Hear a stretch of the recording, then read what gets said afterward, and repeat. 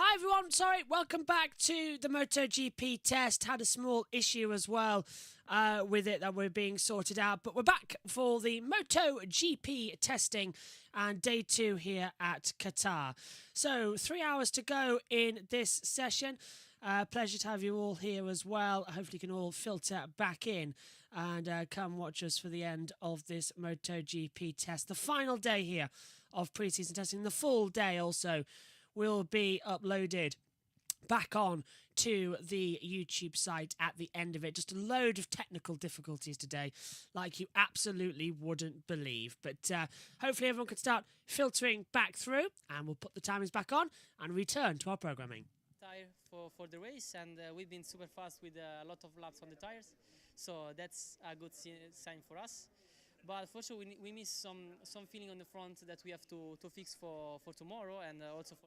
Okay, so what we're going to do now is we're going to leave the MotoGP testing and we're going to leave our timings on. But what we're going to do is we're going to go over to the Australian Grand Prix of MotoGP from last year.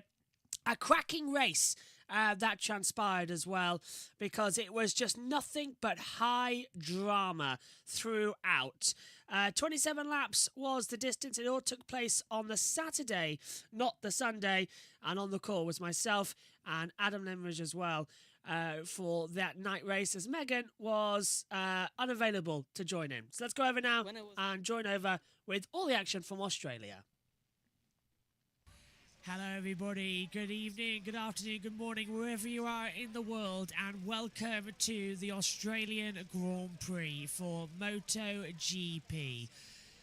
We've had to move it forward, I'm afraid, due to weather tomorrow. In fact, everything tomorrow has moved forward an hour as well, which means the MotoGP, the Moto3 race now starts at midnight British summer time. The Moto2 race at 1:30 and the Tissot Sprint now at 3:15 as well. So everything's been moved up an hour.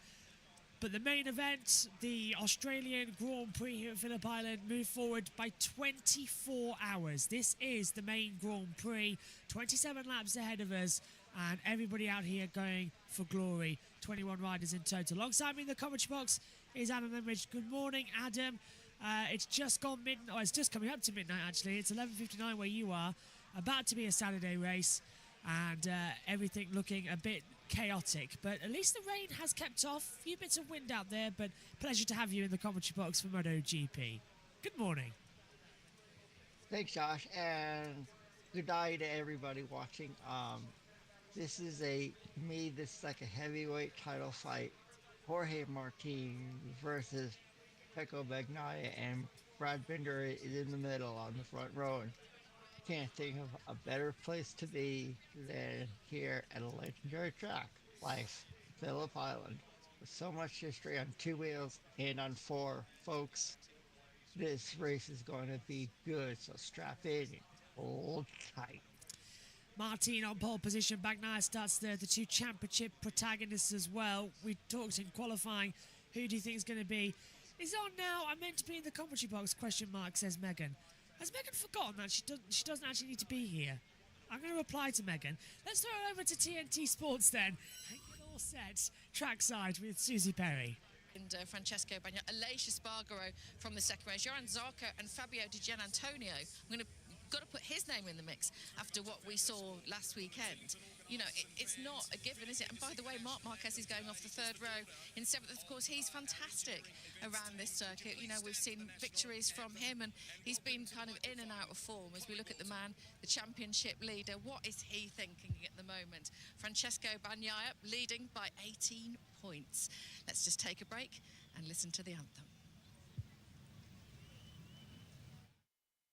Yeah, I'm not doing that because otherwise we'll get thingy. So we're going to skip ahead. We're going to be showing a couple of races for the remainder of the day as well. Back to Susie. That tire. A few opting towards the medium front, but maybe only one or two. The big question is about the rear tire. So the medium is the safe one. We heard from Johan Zarco that he thinks it's a bit of a risk to go for the soft. At the moment, there's two riders leaning towards the soft rear, Paul Espargaro and this man, Jorge Martin. I think the comments from Johan Zarco about Jorge going to try and make a run for it at the start, probably lends it to a soft rear tyre. Go out there, try and get the gap in and manage it towards the end. We've seen it work for Marc Marquez last year. He could not spin the bike so much, roll the throttle, be a little bit precise and temper your aggression. This man doesn't temper his aggression too often, but we like what we've seen from Jorge Martin so far this weekend. So it could be a tyre battle that wins this race. Ooh, thank you, Michael. Raised eyebrows here. Jorge Martin, a man with a plan, perhaps. There's a lot of different ways he could be considering this race, you know. Basically, start on the front row, good starter. Might want to try and disappear, use those early laps of everybody else trying to, you know, get a feel for their hard tyres. He might actually be able to break them early and let them battle it out alone. Which will create a little bit of panic in Pecco, and then that could create another mistake. So there's a lot of different ways you can attack this race, and if he's going for that option, going, well, I've got to make a difference somewhere, and he might be trying to just, you know, make that stand out and see what happens. And he is somebody that can manage a tyre well. And from the front, you can really choose how you manage it. When you're further back in the pack, a lot of people say they like to save tyres back in the pack, but in a track like this where slipstream isn't gaining you that much, you're actually going to be working your tyres a lot more being behind everyone. So I would say being out in front, controlling how much you're spinning, he might actually be able to make that soft tyre work. I suppose ideally not having to make any overtakes as well. That is a big benefit, not having to twist the throttle that bit harder. You know, it's not a difficult track to overtake on, but if you've got somebody with a heap of grip, especially at the start, like I said, he could get that gap and it'll create a bit of frustration behind and make people panic and try and, you know, latch onto him basically and maybe step out of their comfort zone. Well, this makes it quite interesting, doesn't it? They keep flip-flopping between Pecco Bagnaia and Jorge Martin. Will Pecco know what Jorge's doing? Will he know what tyre he's going for at this stage? I mean, I think everybody knows there, but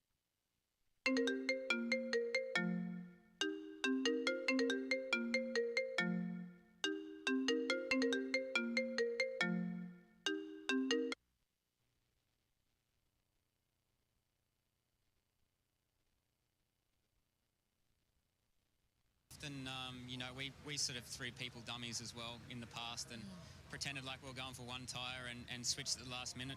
Another thing we used to do was we liked doing it here because the Bridgestones would warm up quickly straight away from a new tyre. But when you did a lap, say your warm-up lap, and then let it cool down again on the grid and went, it always took 2-3 laps to warm up. It was always very slippery and slick. So basically what we did is on the grid, we threw a brand new tyre on, absolutely slick. We didn't even give it a chance to scrub it in on the warm-up lap and the sighting lap.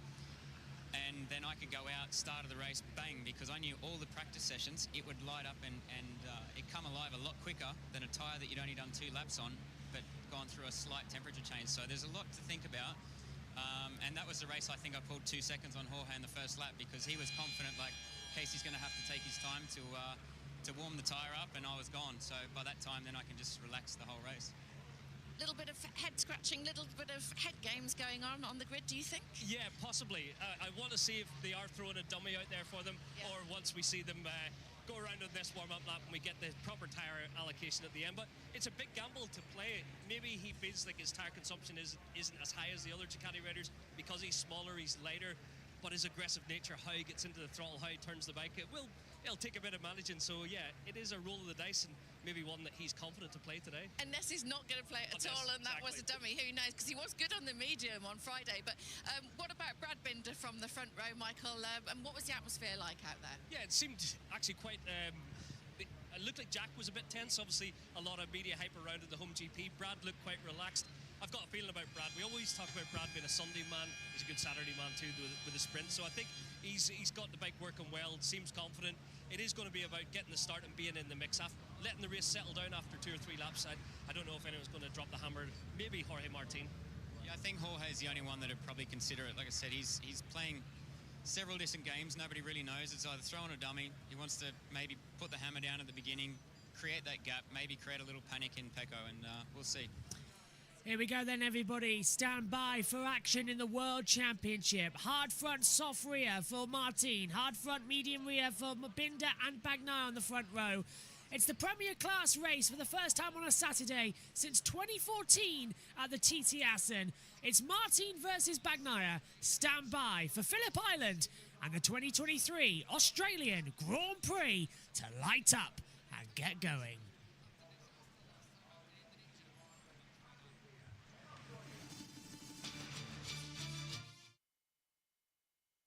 just avoiding any other problems for the rest of the day.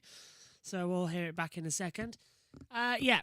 So if you're all listening, we will lose YouTube access. If you want to watch the F1 testing, it'll be live on JB Motorsports 2. The link for all that is in the YouTube description. So yeah, we'll lose that test, but we'll be back for race 1. And I think that's a win-win, personally, as well. So we'll hopefully have everything back shortly. And for the next 3 hours, we're just going to be playing the MotoGP races from our commentary as well. And as soon as the session's over, we will go off air and round out the day. Who knew day 2 would be such a problem? Hey, it really has been quite difficult. And you know what? It would have been fine if one interview didn't play and it got claimed by another YouTube bot from a German football league. Anyway, let's hand back over. MotoGP's Australian Grand Prix. Let's enjoy that classic race. Clement weather means that the main Grand Prix action moves from Sunday to Saturday in place of the Tissot Sprint. 27 laps around Phillip Island for the Australian Grand Prix. Jorge Martin on pole position. Brad Binder lines up alongside him in second. Pecco Bagnaia starts third. And it's Aleix Espargaro, Johan Zarco and Fabio Di Giannantonio. Marc Marquez is 7th, Jack Miller 8th, Maverick Vinales 9th. Marco Bezzecchi starts 10th, Paul Espargaro is 11th, and Eo Bashini in 12th. Alex Marquez 13th, Ralph Fernandez 14th, Johan Mir 15th, Fabio Quartararo 16th, Augusto Fernandez 17th, Luca Marini is 18th, Miguel Oliveira 19th, Franco Morbidelli is 20th, and Takiki Nakagami 21st on the running order. Now Alex Rins, he's backed out of the weekend after the practice sessions. Alongside me in the commentary box is Adam Lemage. Adam, away they go on the parade lap. It's cool conditions out there, not as bad as what we saw at the end of qualifying. Everyone's looking to go for a hard front option, but Australia is a difficult track. It looks like tomorrow is going to be the main problem with rain and everything moving around with the schedule. Today, looks good. 18 points in the championship. Main Grand Prix action. Oh, this is going to be a great race. Josh, it sure is. And we're at a track that is known in Australian history and MotoGP history. So, I mean, you think about the names that have ridden here, especially from Australia, Casey Stoner and Mick Doohan, and they have corners named after them. So, this champ, I said it and I say it again. It's like this is like a heavyweight title fight in the sport of professional boxing. Jorge Martin versus Pecco Bagnaia. 2 riders go in, only one goes out. Who takes the points lead after Phillip Island? We're about to find out. And if we don't get the Tissot Sprint, this could be even more important. An old-fashioned race on the Saturday as well. First time since 2014 gearing up. On board with now Maverick Vinales. It's a short lap here. They're already back at the grid. 27 laps ahead of us, of course. As you can see, it's a 2.76 mile circuit. That's 4.46 kilometers. 5 right-hand corners, 7 left-hand corners. Longest straight, 960 meters. That's the run from the last corner down to turn 1. It's the fastest first corner on the track as well. We often see accidents here. Binder in the middle. Best ever qualifying in the Premier class. Martin on pole position once again. Bagnaia starting from third. Ducati's had the whole shot device, but the KTM is the best starter. Green flag at the back. Here we go then. It's Grand Prix action on a Saturday here at Phillip Island for the Australian Grand Prix. Eyes to the lights. Martin versus Bagnaia for the World Championship. Lights on. Action in Australia. Great start from Aleix Espargaro. Bagnaia once again bogs down. Jack Miller goes through. And already Binder's going to go with Jorge Martin in towards turn 1. Martin gets on the brakes late. He leads to the first corner. There we see Marc Marquez dropping back. Fabio Quartararo has had a terrible start. He's down into 21st position already. Miller's up into 4th place. He's got that KTM launch right. Fabio Di Giannantonio in 5th, but Bagnaia holds on for 3rd position. He's under attack from Jack Miller. Aleix Espargaro coming cruise, and that is, I believe, that's Paul Espargaro having an attack with Marc Marquez. Good start as they come in towards Stoner hairpin. Marc's going to get a little bit forced out here on the inside line. 3 wide. Di Giannantonio going through. That's Zarco getting in there. Alex Marquez getting set up. 3 wide coming into it. Marc's up the order. Zarco getting dropped back. Vinales dropped back. Good start. No jump start. Martin leads though, Adam. Great getaway. Jorge Martin, he he did what he needed to do, and he got off to a lead. And how about Jack Miller in front of his home country folks in fourth? Nice to see. Nice that he's only one. He's only one spot away from a podium, so he knows he wants to do good here on home soil. And Miller is through on Bagnaia. Miller is up into third position. He's on the hard front, medium rear compound tyre. Got a great launch down at Lukey Heights. He goes through on the inside line. And now we're going to see Fabio Di Gianantonio try and get the outside line as well. Di Gianantonio running with Bagnaia, who's going to use that slipstream with the Ducati. Pulls the inside line down towards turn number one. And now it's 1, 2, 3 wide. Marks on the inside of Di Gianantonio. Bagnaia's back ahead. Di Gianantonio's going to keep it around the outside line, just sort of slot in with Marc Marquez. It's proper pack racing through turns 1 and 2. Really tight stuff. And Marc's going to go on the inside of all of them as they come through turn 2 and 3. Di Gianantonio up into about fifth position. Bagnaia's back to third. And it's getting quite hard to tell, but this is getting quite close. I swear Bagnaia's not in third position. He is in third position. And Di Gianantonio is about to be in fourth. As by the time we get down to turn 6 and stone a hairpin, Miller gets forced out again. Through goes Marc Marquez. But Martin's just checked out with Binder. They've already pulled out 1.1 seconds, and Bagnaia doesn't need to be in this fight, Adam, and he's getting stuck in the traffic. Yeah, if Pecco Bagnaia is in a place he does not want to be, he wants to be in clean air right now, but he can't, and he wants to go. He wants to find a way to get around Brad Binder and go contend for the win. But Jorge Martin and Brad Binder have said, gone, see ya, goodbye. SHG's pointing out as well, championship fight is getting spicy as ever. Zarco finding a qualifying run after struggles. Di Gianantonio another great performance. Massive struggle from the Monster Energy Yamaha. And he then said, yeah, Quadrara drops right to the back. Bad getaway for him. Bezecchi drops to 13th place. Martin and Binder, 6 tenths between them and the line. And then they've pulled out 1.5 now as Fabio Di Gianantonio, riding for his MotoGP career, tries to send it up the inside at turn 1. On Bagnaia, he gets the door shut. There's options open for Di Gianantonio. He wants to wait until he's made a name for himself, and he's doing it now. He's getting ahead of the world champion. He's up to third position, and Bagnaia getting caught in traffic. Here comes Marc Marquez. So the top 2 checked out, and right now Bagnaia only leads the title by 6 points. This is why Bagnaia needs as many as possible. With the sprint race tomorrow in what could be wet weather conditions, that's not where he operates best. And Marc's been forced out. Marc's been forced out by Zarco and now by Jack Miller. So Miller's come back through. Marc's down to 7th position. So again, I don't think we've seen this pack racing for a long, long time, Philippine. They're all sort of just bunched up together from third back, and it's just going to be literally an opportunistic move. I thought you can't overtake at this track. Yeah, but they're proving us wrong, Josh. And I mean, Jorge Martin he's checked out. I don't see anyone catching him unless something happens in Brad Binder. So I think we're in a fight for the last spot on the podium. Yep, Binder's now a second behind Martin. So Martin, as you said, just gone with it. You said that back in qualifying he was going to take off, and he's done so. Marc Marquez right on the back of Jack Miller as we go on the straight now once again. 960 metres, as I said earlier on. He's going to get a great toe on the inside of Jack Miller. Can he get alongside him in towards turn 1? Brakes so late down to third gear. No, can't find the inside line. Carrying so much speed to the first corner.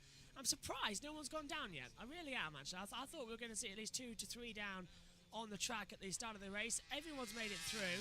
Quadrara dropped back. And now, Marquez really bouncing his motorcycle around on this track right now. I'm just having a look. Raul Fernandez, medium front soft rear. As Marquez on the inside of Jack Miller, turn 6, it's Stoner, gets it through. Nice on the inside line. So medium front soft rear for Raul Fernandez, medium for Mia and Morbidelli. Everybody else is hard front soft rear bar Marc Marquez, who's got hard front soft rear. Everyone else is hard front medium rear on that run. So they've gone conservative for this 27 laps. Michelin did say don't use the soft rear tyre, it is likely to fail. So who's gone and done it? Marc Marquez and Raul Fernandez, the two who often crash in when they put that on. But now we're seeing as well, Bagnaia is dropping back because now he's under pressure from Zarco. So it's actually Bagnaia who's causing the train, Adam.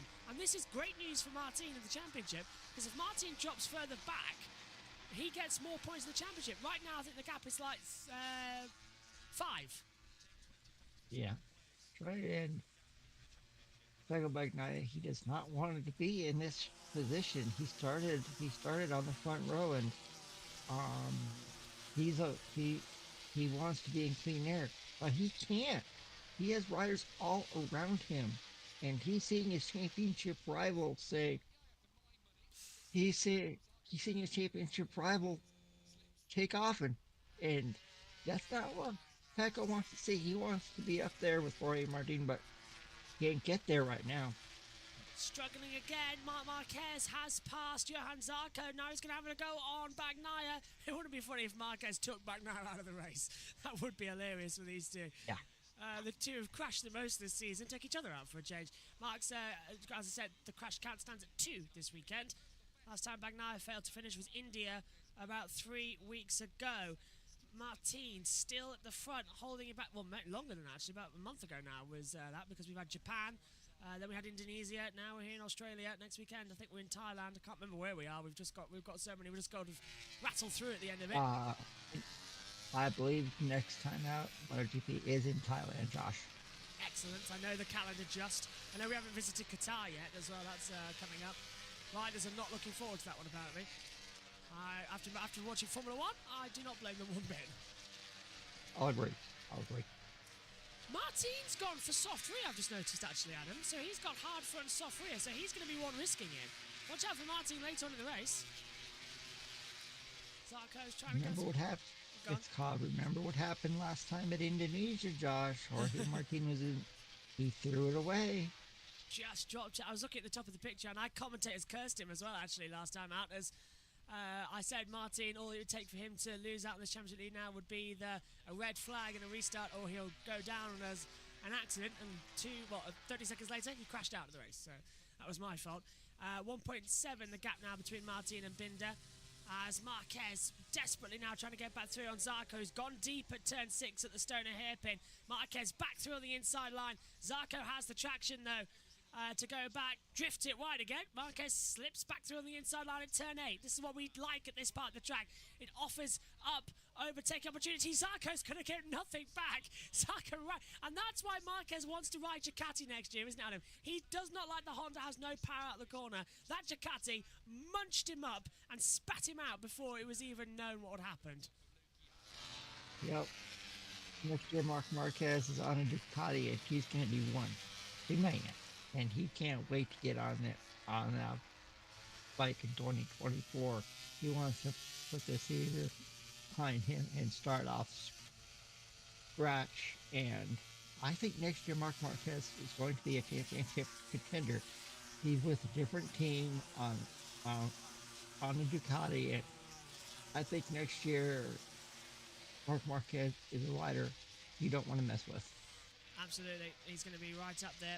Everyone says it's not going to be when Marquez wins again, it's going to be how long until Marquez wins again. What round he's going to do it, as he's been passed now by Aleix Espargaro at turn 2 and 3.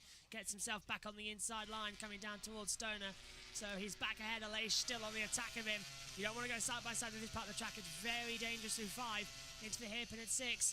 Aleix lifts off. They've had contact here before, these two. A couple of years ago, they ran into each other at the hairpin mark, getting forced out by Aleix. It's all civil as we go through. So Martin leads 1.7 the gap to Binder. Then it's Di Giannantonio in third. Gap of already 1.5 then to Bagnaia, who's now holding up the rest of the field, which is something I never thought I'd say. Di Giannantonio, who was without a ride in MotoGP next year. He's been offered rides in Moto2 with several teams, been offered rides as well in World Superbikes. He says, I'm not accepting any offer until I know my dream of MotoGP won't happen next year. So I think he might getting a few eyebrows raised with a couple of teams. There's, 3 spaces left next year? Di Giannantonio should find it. We're hearing if Oliveira goes to Repsol, then he'll be a shoo-in at the Crypto Data RNF squad. So I think Di Giannantonio, I think it's been treated unfairly because he's a very quick rider. He's coming to his own. He is. Yeah, Fabio Giannantonio is a good rider. He's with a good team, and he wants to stay in MotoGP, and I can't blame him. Who wouldn't? It's a great championship. It's a great series. It's a great atmosphere that they try and build again. Franco Morbidelli and Fabio Quartararo, as SHG's pointing out, they are down in 19th and 20th places. So they're at the Monster Yamaha's worst weekend so far this season to be second to last. Nakagami on the LCR Honda down in 21st. SHG's pointed out as well. Fabio Di Giannantonio rapid of late. Yep, I completely agree with you. Luca Marini up to 16th place, passing Augusto Fernandez as well. So there's a few changes on the timing screens there. Aleix was fastest first sector as he goes after Marc Marquez. We're riding with him now. A few dark clouds above, but all looks okay. As they ride it through the top of Leaky Heights, down in towards turn 10. And Marc just taking a bit conservative actually, looking through. So now the race stands to quieten down, Adam, and with 20 laps to go. And I don't think everybody's going to like the fact that it's Bagnaia holding them all up, because it's wasting the goodness of these tyres. And Marc on softs, rears, wanted to launch quicker, and he's been held up. I'm surprised Paco isn't up there with Jorge Martin right now, and he's holding up a lot of riders. That's something I never thought I would hear from you, Josh. Yeah. World champion holding up a train. That's shocking. That's very, very shocking. I haven't had a replay of the start yet, because I said it in the commentary. It was great launch from Martin using the Ducati whole sort of drives. Binder went with him, and then I said Bagnaia he just did not get going. Bagnaia looked like he choked almost. He got swamped. Yeah.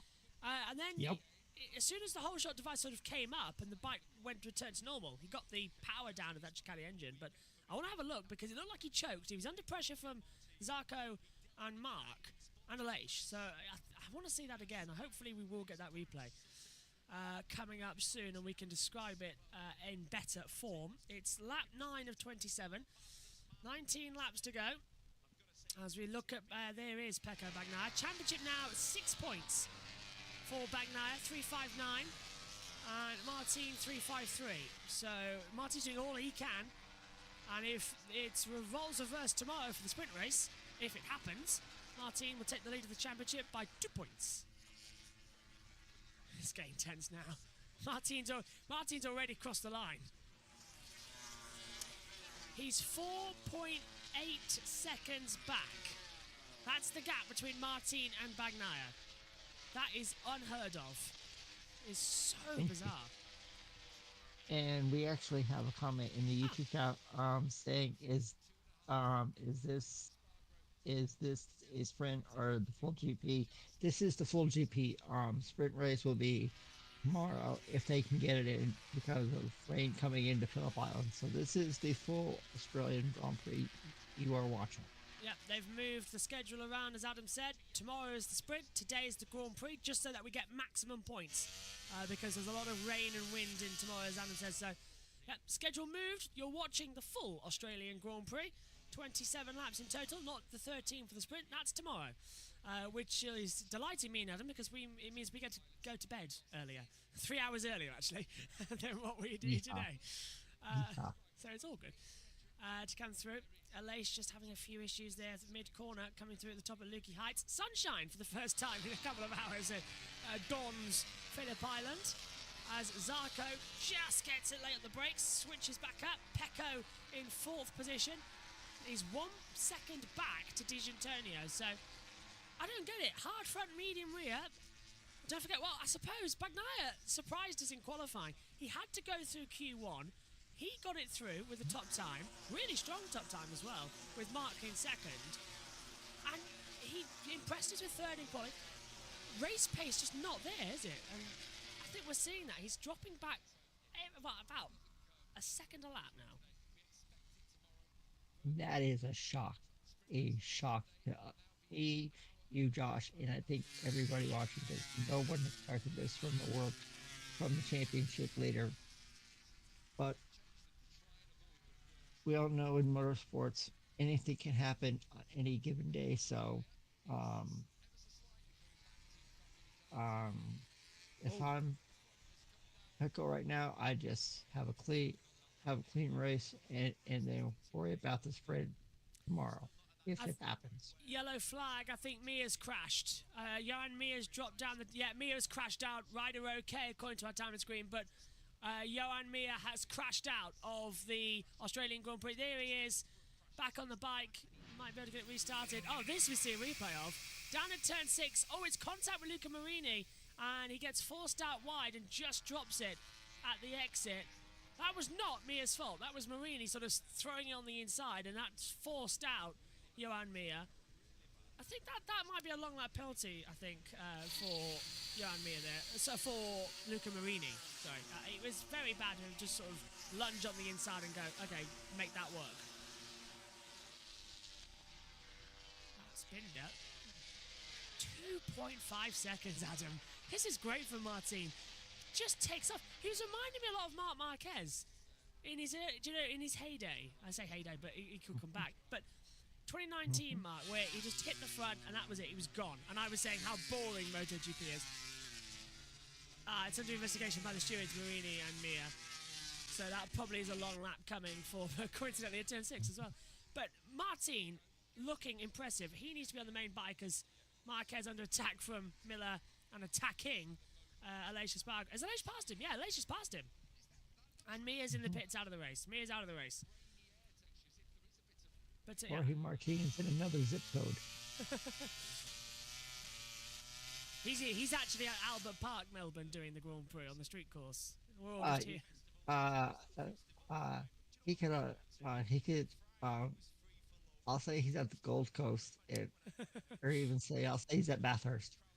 Oh, imagine MotoGP at Bathurst. That'd be terrifying. That's equally terrifying as Miller throws it on his home Grand Prix. Jack Miller throws up the inside of turn 10 on Marc Marquez. Gets that move. Nicely done as they attack back through. Lap 12 of 27, 16 to go. Approaching the half distance. I mean, lap 14 with 14 to go. And Martin just controlling it. He's now starting to save his tyres, but he's 3 seconds faster. Is Miller going to go through on the inside of Aleix Espargaro at turn 1? Aleix running in a little deep, and through goes Miller for 6th position. Disappointing to see Marc Marquez actually dropping down to 8th position, but Alex Marquez making up to 9th after starting P12.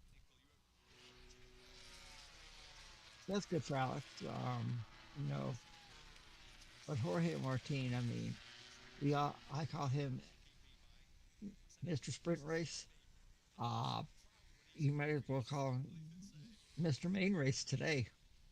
Absolutely. He's doing Augusto.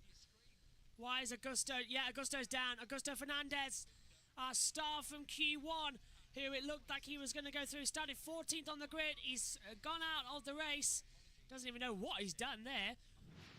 So, let's have a look. It's into Stoner at turn 6. Trail breaks in. Oh, that's a weird snap. I reckon the front locked there. The way that went down, that's a brake lock, yeah.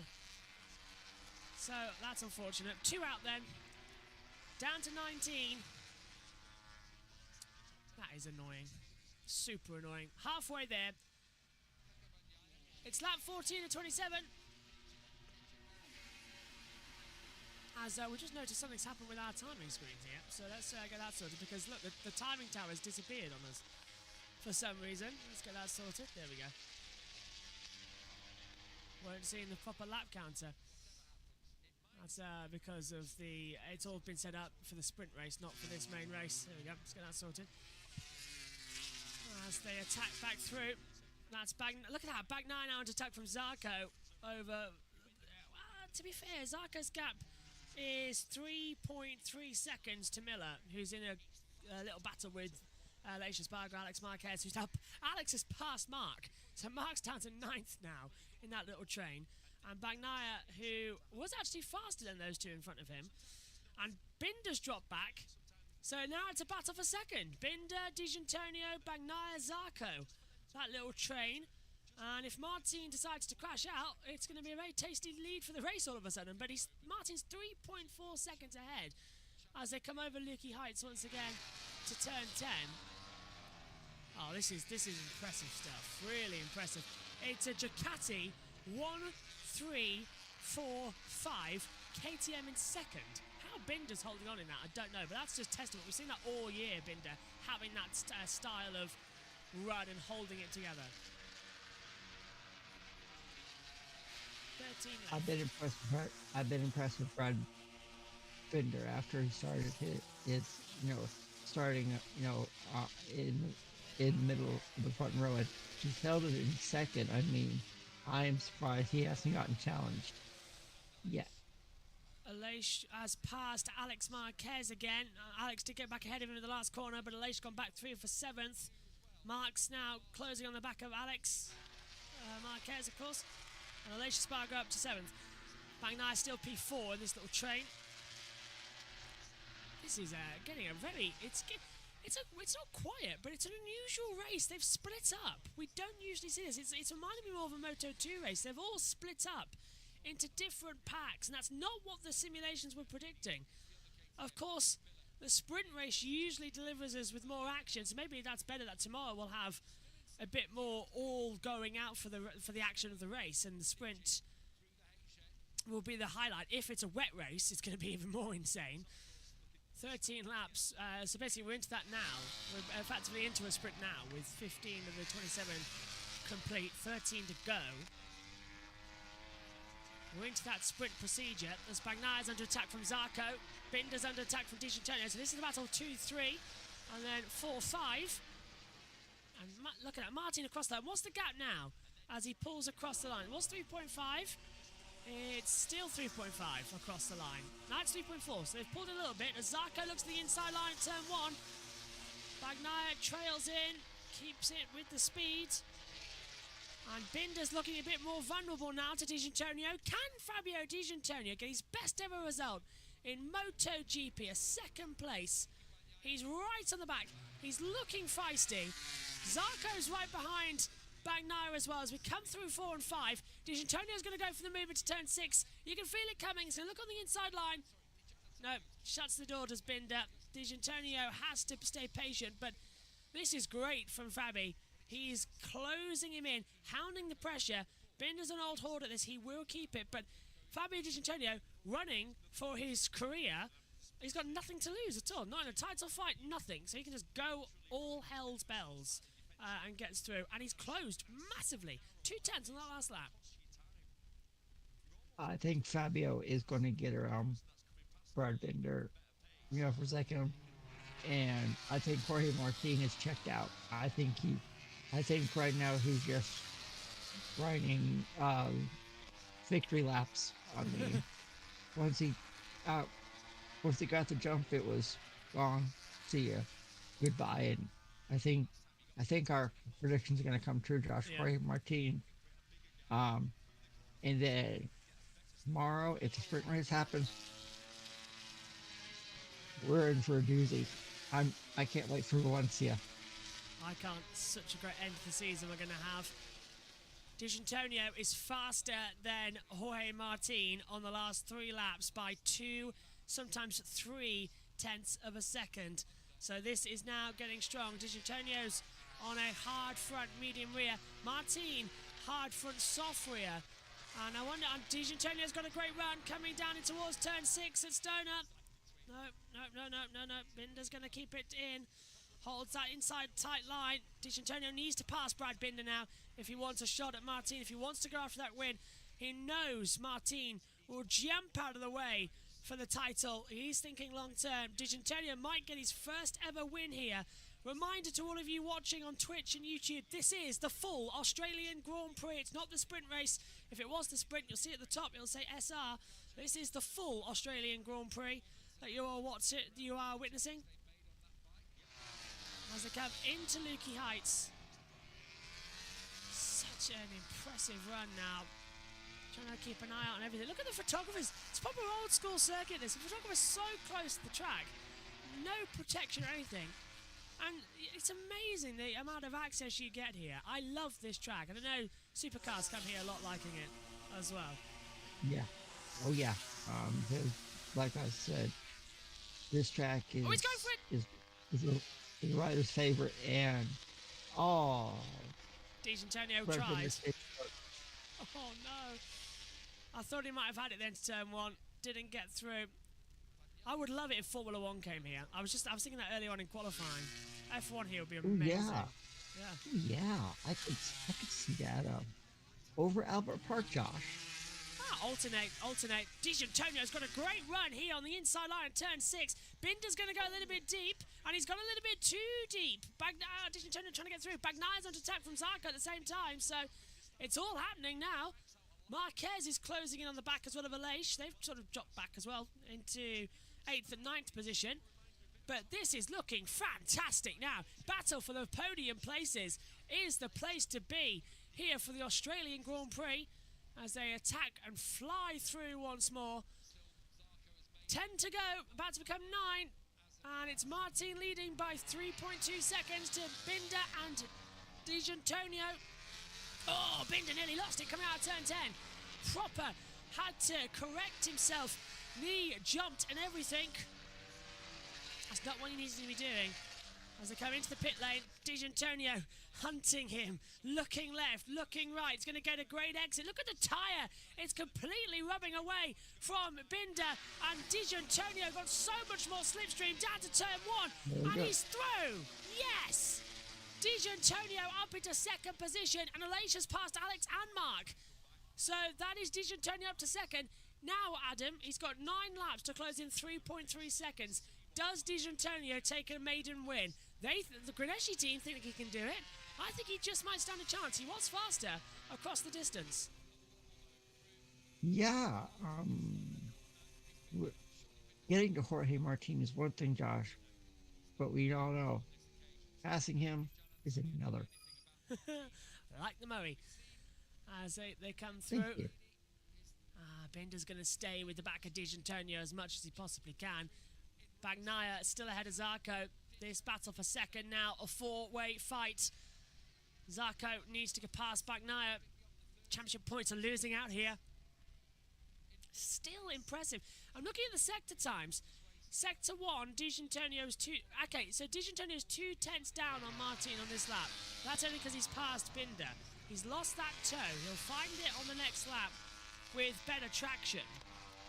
So they'll still get it, but 3.5 seconds the gap between Martin and D'Antonio. Is that going to improve as we come out the last corner? What's the gap across the line? Has D'Antonio managed to cut that gap? Yes, he has. 3.2. It's starting to close. Mapping 3 for Binder, but now D'Antonio's got in the groove of him being out on his own, and he can set off and try and charge Jorge Martin. So we'll keep an eye on that gap. It needs to be, of course, closing at a rate of maybe, I think at this point, 5 tenths per lap. That's a big ask at him. Half a second per lap at this track. But he's got tyres that can do it. Hard front, medium rear for D'Antonio.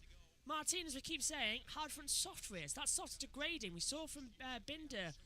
And there's the mistake from D'Antonio, a little bit too deep into turn 6. So maybe not.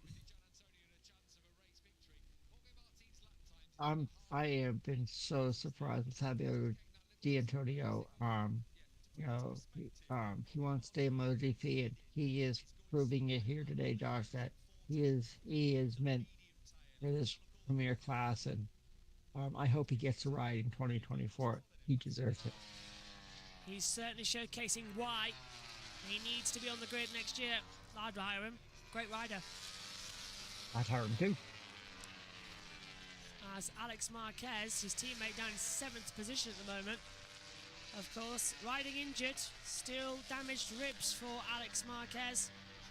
Across the line then, we're watching the Martinator. Jorge Martin across the line. And the gap is 2.8 seconds as there's a flicker of lightning up in the commentary box from the UK Storm. The light just flickered. Hopefully anybody saw that, but I don't believe what I've just seen, Adam. D'Antonio has actually pulled that gap down by about 9 tenths on that last lap. That was insane. Was it? Yeah, look at 4 tenths on that last lap alone. D'Antonio's closing him in. Didn't expect to see this at all as we look at... This is Martin. Has he made a mistake? I think Dr. Stangle mid-corner. I don't know if that's a mistake or not for Martin to get it out there. That's at turn 4. But D'Antonio is going to bring them in. Oh, this is getting good now. Five-way fight for the race win lining up here for the Australian Grand Prix. Can Di Giannantonio do it? Look, there's Martin. And Di Giannantonio, he is dragging everybody with him. 2.6 seconds the gap. And Martin's starting to look a little bit wiggly coming into turn 10. That soft tyre is going to start degrading. So maybe it's early gain and losing it right at the end. Was it short-term gain, long-term pain for Martin seems to be on the cards. Is Binder I don't know if Jorge Martin can hold this lead, Josh. 2.4. I don't know. It's 2.4. It is 2.4. Zarco's passed Bagnaia. Zarco's passed Bagnaia into 1. That's even better for the championship. That is even better. Gap down to 4 points. Binder's on the attack from Di Giannantonio. Gap 2.6. So Bagnaia leads the title by 4 points. Alex Marquez passes Aleix Espargaro for 6th. This Australian Grand Prix is coming alive, and I think you're right. I don't think Martin can hold off from Di Giannantonio. All this lot, to be fair. Oh, it's so tense now. One mistake, and you're literally just down. Yep. I'm not seeing anything from Binder. I was just looking at Binder going through that part of the track. He's not attacking Di Giannantonio. It's almost like he's trying to follow him, isn't he? He's using him as a toe to close that gap in. 2.7 now the gap. Replay. Zarco passed Bagnaia on the green. I think Zarco might be asked to give that place back to Bagnaia. He passed him off track. Yeah, look, they know it. They've said it. Ducati have pointed it. Yep. As a motorsport fan, it looked fine to me because it closes down the gap in the championship for tomorrow in the sprint race. That's all I'm saying. Gap across the line, 2.4 seconds. 2.426. 2.452. Come on. What is this race got there? 5 to go. Gap now a second in the last 2 laps. It's what it needed to be done. Oh, this is tight. Binder's all over the place. Can't work out if he's trying to pass Di Giannantonio or just tow with him, because Binder never had the pace to catch up here. He's going to go for it on the inside line. That's a bad decision from Binder, if you ask me. That's going to be contact if they're not careful, and that forces out Di Giannantonio. That's a bad move from Binder. That's a reckless move. He's not thinking clearly because he's gone too early on the lunge there. Should have let Di Giannantonio tow him around with the pace. Binder never had that pace. And now Martin's going to close up. That's a bad mistake in my books, Adam. Yes, I'll agree with you, Josh. I wouldn't have done that if I was Brad Binder, but he wants to win, and I think he'll do whatever it takes to get it done for the KTM. Now the gap is 2.4. It was 2.3. Now it's 2.4. Now it's rising again. Binder should not have done that. We'll wait to see if it was, as Adam says, he wants to win, if he can close the gap. But can Binder be the pace setter, the tower of this group? Cross the line, the gap 2.1 seconds now. Martin's starting to lose it. 4 laps to go of the Australian Grand Prix. Do we see Martin lose that 2 seconds in the next 4 laps? And this is the battle. That's Bezzecchi, Miller, Aleix Espargaro, and Alex Marquez. Battle 6, 7, 8, and 9 closing up, and Aleix going through on Alex. Great little swap around going on here for crucial points. Bezzecchi, of course, 4th in the World Championship. He was, 3rd in the championship. He's still up there as a championship contender, and he's stuck at the back of this. Started 9th, still 9th. Hasn't improved on where he started at all. Oh, so I'm Jorge Martin. If I'm Jorge Martin, Josh, I ride my own pace, and I don't even look behind me. I just go and do what I need to do, because, like you said, one slip from Jorge Martin, game over. And we seen that last time out in Indonesia, and we don't need that 2 races in a row, but That gap is coming down, Josh. Yep, it was 1.9, now it's 2.079. But that's only because Binder, D'Antonio, Zarco and Bagnaia had a little fight coming through Lukey Heights. So Binder needs to pull that gap down. He needs to be really close. 3 to go. Gap is closing. We might be on for a grandstand finish here for MotoGP. What's the gap? 1.8 across the line as now we see D'Antonio under attack from Zarco in towards turn 1. Zarco's going to go for the lunge and D'Antonio's dropped back into 4th position. So that is not what we needed to see. D'Antonio's not happy because now Bagnaia's going to be right on him as well. You drop in the toe. Binder's cost them all here. And I think it's not good from Binder because he's not closing in. He might get lucky and get a race win, but he's dropped the toe and dropped everybody. And look at that. Miller, closing up as we see Bagnaia trying to go around the outside of D'Antonio. Not working at turn 6. But the gap is closing at him. 1.5 now. Martin really starting to struggle with those tyres. This is looking strong. Ooh. Yeah. You want a photo finish? I think we're going to get it. I wish I didn't cut pictures there because we saw Bagnaia had a little look on D'Antonio and there was a little bit of a bike wobble from Fabio. There is Martin into Lukey Heights at turn 10 and closing down rapidly. 1.4 seconds the gap now. So it has closed. Let's have a replay of Martin. Oh, and that medium front, sorry, that hard front is destroyed. The soft rear tyre is hanging on by a thread. So warm there, Adam. I'm surprised at this, actually. Can he last another, 2 laps to go? Oh. I don't know, Josh. I do not know. He's gonna have to. If he wants to close down the championship, he's just gonna have to go for it. Wow, look at the gaps. What's he getting there, Josh? 1.2 seconds? Look at the gaps. Martin to Binder, 131.2, 130.8, 5 tenths, 5 tenths. Binder's about 5 to 6 tenths faster, a lap faster than Martin. And this entire group is, as here comes Fabio D'Antonio, it's 3 wide into turn 6. Zarco's going for second. Binder gets checked up, and through goes D'Antonio. Can he get through on the pair of them for second position? Yes, he can. D'Antonio takes second. Zarco comes back at turn 7, tries to keep it on the inside line, and there's a big cheer. It's a Prima Pramac 1-2, and that's what Zarco needed to do. He needed to protect, and through goes Bagnaia. Bagnaia takes 3rd position. D'Antonio's going to try and fight back. The gap now back to 6 points in the championship, but Zarco in second. That was crucial to protect his teammate Martin. Had to get ahead, and he's done so. Gap now less than a second, Adam. Less than a second. Zarco can get there, but does he want to pass his teammate? That's the question, and we're going to find out, soon, what flag, Josh, and it's game on, down under. Oh, it's 4:10. Zarco could claim his first ever win in MotoGP. And look at this. There's that Miller. No, it's Binder. It's the other one.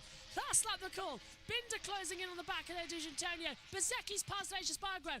Binder's been dropped right to the back of this little train now. Zarco, will he actually pass his teammate? Will he follow team orders? The gap is a 1/10 of a second. Is Zarco about to win his first ever race in MotoGP? He's getting so close for it. Martin's soft rear tyre gamble hasn't worked. Zarco's never won in MotoGP.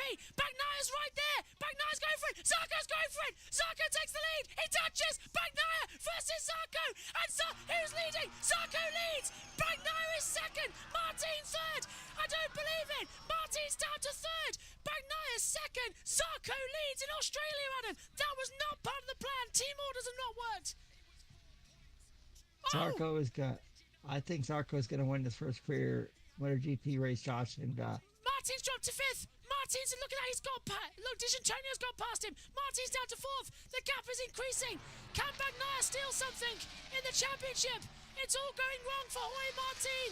Once again, the gap now is 25 points in the standings. It's only improved by 1. It's the last corner. Binder's going to go for it for the first time in a long career. He's had to wait for it. He's been in and out of MotoGP, but Johan Zarco exits the last corner and for the first time is a MotoGP winner. Zarco wins down under the Australian Grand Prix. Bagnaia is second, Di Giannantonio is third, fourth for Binder, Martin drops to fifth. It's the other Prima Pramac. It all goes wrong on the last lap. Martin drops back to fifth. Zarco, for the first time ever, is a MotoGP winner, and he's had to wait since 2017 on a Tech 3 Yamaha. He's come through on Ducati. Zarco wins for the first ever time, and the Frenchman is delighted. I am so happy for him, but at what cost to the world title? That is not going to be happy for Martin. Jorge Martin's going to be kicking himself after this, Josh. He wrong tire selection, wrong tires, and it cost him. It cost him big time. Fellow Frenchman Fabio Quartararo congratulates the Spaniard Maverick Vinales, congratulates him. As we see from Carabalmo through on Twitch chat, Zarco stood up Binder and made him lose positions. Binder drops to fourth, Martin to fifth. Zarco wins. Here it is again, look. Martin had no traction. Zarco went for it on the inside line. Look at that. He runs in wide. And then, look at that. Bagnaia just sort of goes, okay, I'll go on the inside line. Zarco takes the lead. And Martin just completely out of it at him. That was great stuff. But that's not team orders. That's not team orders. That's called, you want to win your first ever race, and you'll do whatever it takes, and Zarco did it. The first ever race win for Johan Zarco. Amazing race, says Treble on the Twitch chat. It really was. It was a slow burner, but the last lap decider from first to fifth for Martin across the line. Binder just got him. And a first ever race win for Johan Zarco in such a long career. I am so happy for him. I am so happy. He has gone through so much in MotoGP. He has deserved that race win. It's been a long time coming. Bagnaia second, Di Giannantonio third. Sean SHT says, after what it looked like, Martin is the biggest favourite to win. Zarco took it at the line. The French fans have made their way over. Zarco goes to talk to them and say congratulations. Do you know that? Yes, there's going to be controversy in the team orders. Yes, there's going to be annoyance. But no one can deny Zarco thoroughly deserves his first ever win. Is he going to do the backflip? Is he? Yes, he is. Yes. Perfectly executed. A backflip for Johan Zarco. Haven't seen that since his Moto2 days. Fantastic. First ever win, and it comes on a Saturday. And look at Martin. Doesn't know what to do. As you said, the wrong tyre choice, Adam. Wow. Look at that. 27. He's lost back points. Martin. The gap coming in was, what, 16? He's lost 11 points in this race after leading it. Bagnaia can't believe his luck. He's turned a bad weekend around, and from what looked like a bad race, he's turned it around for second. He's the luckiest man in MotoGP, Bagnaia. Sure is. Jorge Martin. Man, you feel for him, Josh. You feel for Jorge Martin. He had the win. Unfortunately, it was the wrong tire selection. Said it cost him, and it cost him big time. And Fabio Di Giannantonio finishes in third place. That is such an important podium for a rider who doesn't have a ride next year. He's put himself on the map. His best ever finish was last time out in Indonesia with fourth. He's bettered that here in Australia with third. First ever podium in the Premier class. And it's a Ducati 1, 2, 3. And it's three different manufacturers of Ducati. Prima Pramac, Ducati Lenovo and Grenesi. 1, 2, 3. What a race. And we've got the sprint tomorrow, Adam, as well. If it actually happens, if it's a wet race, Martin needs to win it. But that's only going to take the gap. It's not going to do that much, is it? 12 points available for a win. So, Martin knows he's lost out a lot today. The second race in a row, Bagnaia managed to extend his championship lead further from Martin, says SHT. And Zarco didn't finish in the previous 2 races. Today he took his first ever MotoGP win. Martin, I don't know if he looks okay, doesn't he? Let's have a look at it. This is into turn 6 at Stoner. Zarco's through, Bagnaia went through, and I saw a shake of the head there. Martin knew it was done. Yeah. He was watching it there as well. Johan Zarco, a first ever win in MotoGP. 158 races, finally a winner. Started on the Yamaha Tech 3 team so long ago. That team has become the Crypto Data RNF team, which now runs Aprilia. Because of course Tech 3 became the Petronas Yamaha. The Petronas Yamaha became the Crypto Data RNF team with Aprilia bikes. Such a long race. I wonder what Julia's going to say about this actually on the Grid Network show later. First win for... I got no idea. Can't wait, can't All I wait. know is that, I can say, Vive les Français for Jorge Zarco. Nicely put. Nicely put. Thank you. Treble says, I think this win is going to unlock his potential as a rider. I really hope so, because Zarco deserves it. He's such a lovely bloke, such a great rider. And finally, he's got that first win under his belt. 158 races. Another bolt of lightning hits the commentary box with the power grid here, with all the storms in the UK. If you just saw the flash of light. Well, Grand Prix done. They've moved it. Now, of course, we will go sprinting tomorrow. And all the action coming up. Formula 1 goes sprinting today. For all of it, it's going to be our day of action. We'll have the sprint shootout. So we'll have some F1 Academy races as well. We'll also have, basically we'll go off air for the F1 sprint, straight to the Moto3 race. Like bang, bang. It's going to be that type of morning, and then we'll all collapse at around about 3:30, 4 o'clock in the morning and go, and breathe. Because it's 6 o'clock now in the UK. I have not slept at all. We had, 2.5, well, we had 3 hours between it. Yes. Not Yes. a wink of sleep. Let's hear though, Simon Quayfar, down for TNT. First podium in the Premier class for Fabio Di Gianantonio. Fabio Di Gianantonio on the podium in MotoGP. Tell us your feelings, Fabio. Well, I still have to recover from it because, I gave my 200%. I was thinking that could be a good race because the pace was great all the weekend, but honestly I didn't expect this performance. The start was incredible, maybe the best start of my life. And then I was there, I was trying to control the rear, but it was not easy. But then, wow, what a last lap! Battling with the best in the game is something incredible. So yeah, I'm super proud. Huge congratulations. Thank you. Well done to Fabio Di Gianantonio. Should be so proud of himself today. Spoke to him before the weekend, and as you said, he is such a good guy. He is thoughtful, intelligent, honest as well, wears his heart on his sleeve. And I love the fact he says, I'm not signing. I've had options have fallen by the wayside that I've had. I'm not signing until I know the door is closed on MotoGP. And it's because he knew this was locked up in there. Yeah, absolutely. And it could be probably the best decision of his career not to have panicked and signed. What about the roller coaster this man has been on in the last 2 Grand Prix? From nowhere, he now leads by 27 points. Pecco, what a clever ride. People thinking you were in trouble early on and you were managing it so smooth, beautiful. How do you feel about that one?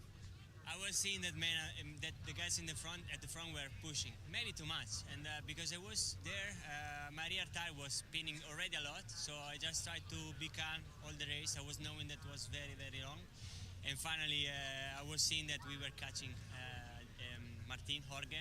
Then Joan in the last part of the race were very strong, was very strong, so I just tried to follow him. When he passed, when he overtook Martina just tried to use his overtake to be at the front, and was perfect. So very happy. Was another very difficult weekend from the start, but we managed to improve a lot. We worked a lot with the medium, and finally, being on the podium is fantastic, and we gained another points. Big congratulations. He put the hard yards in on that medium. When we saw Martin spending so much time on the soft, you're thinking, is that an error? Well, it proved not to be today. This was the move that he made. What an instinctive, reactive move it is from Pecco. That was gorgeous. Honestly, what a move. Like you said, but that was a move from a world champion who's been having a tough weekend, but he dragged 25 points out of the race on Sunday last weekend, and he's just dragged 20 out there. Could those be the decisive points that make a huge difference in this championship? I mean, that lead's growing. Yeah, 27 now between himself and Martin. He was behind in the championship just 1 week ago on Saturday back in Lombok, and he's extended it to over a Grand Prix race win. We've got more to come. Let's not forget, it's just Saturday. This was the Grand Prix. We've still got a sprint, which will be even more chaotic. But Johann Zarco, hats off to the Frenchman. He's finally done it. A MotoGP winner at last. Johan, myself, and literally millions of others are so happy you're a MotoGP winner. Give us your thoughts. It's making a good feeling. It's hard to believe, but at least this first one race has been pretty good. I had a good start and I had to fight at the beginning. Then I've been quite fast, and behind Pecco, I was sure that he will not lose the gap with the guys in front. Martin is totally went away.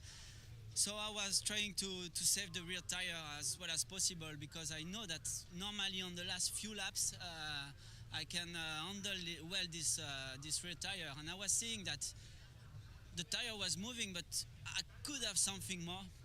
And then I tried to attack when we are at this group, and was almost a surprise to see Martin totally dropping down. So I say something is possible, and so I tried to overtake as well as possible, and I was quite okay. So at the end I really tried to pick up the bike to have the best drive as possible and cross the line in first position.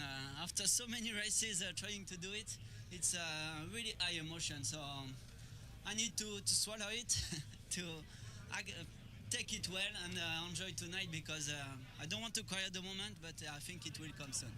Huge congratulations. Thank you. Let's hand it back over to Susie Perry.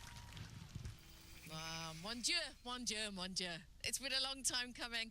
How gorgeous was it to see the flipping Frenchman, though, backflip off that fence. We thought it was never going to happen. The rain has just started to fall here in the paddock. My goodness me, they were lucky with the timing of that.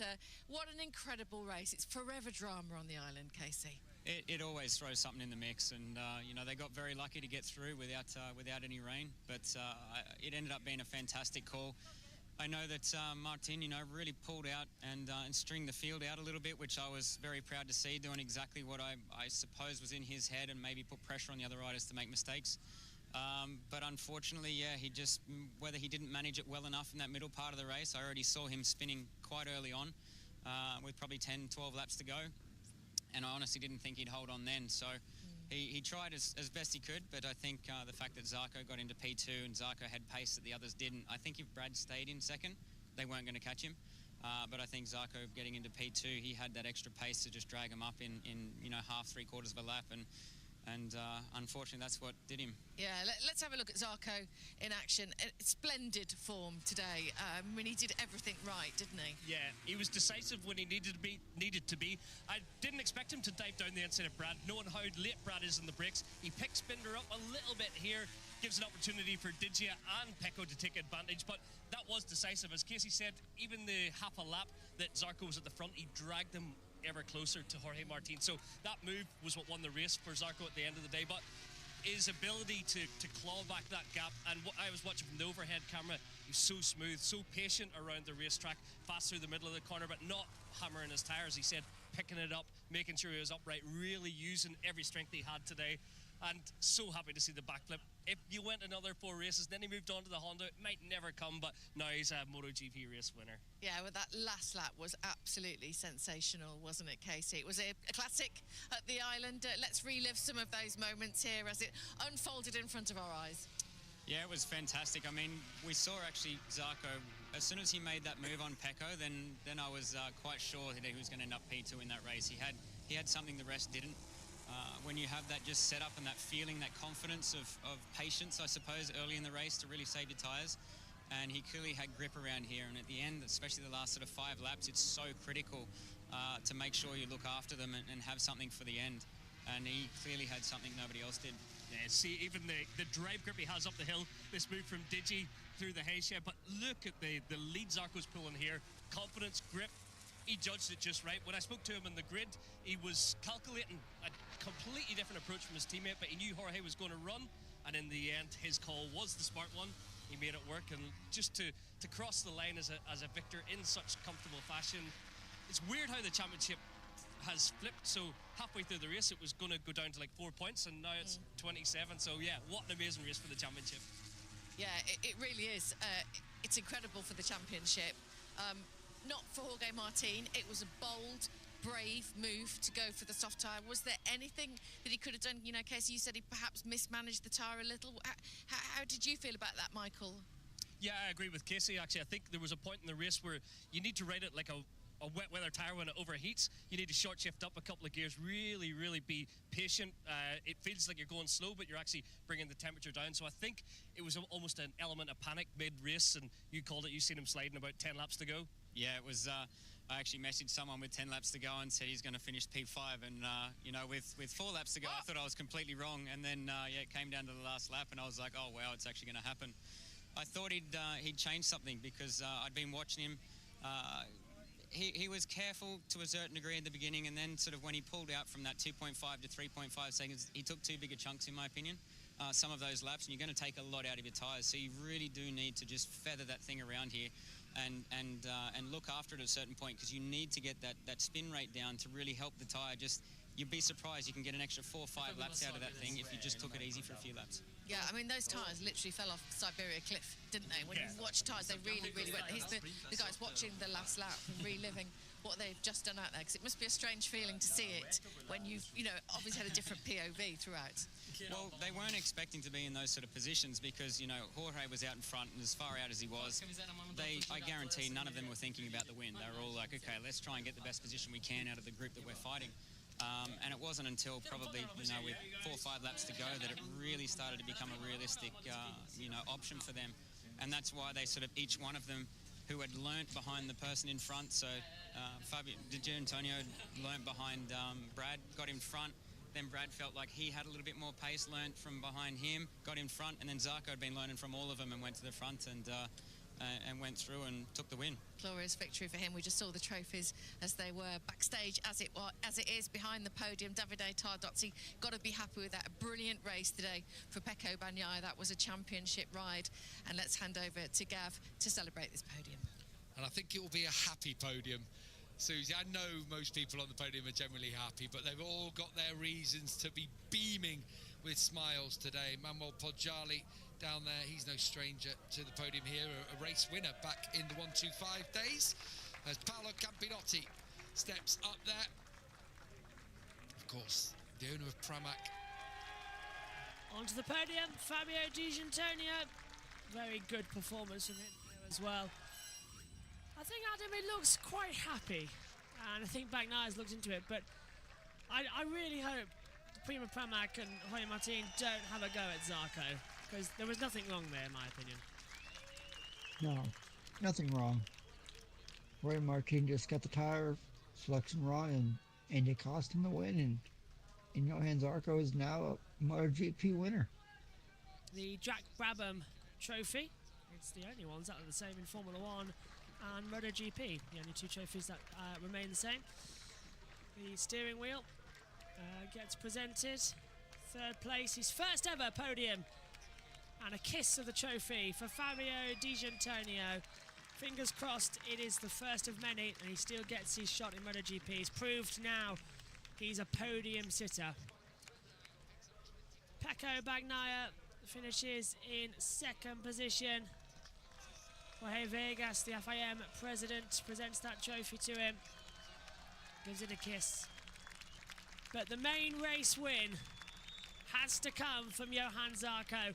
For the first ever time, Johann Zarco is a MotoGP winner on a Saturday as well. And in his honour, we will hear the French national anthem for the first time.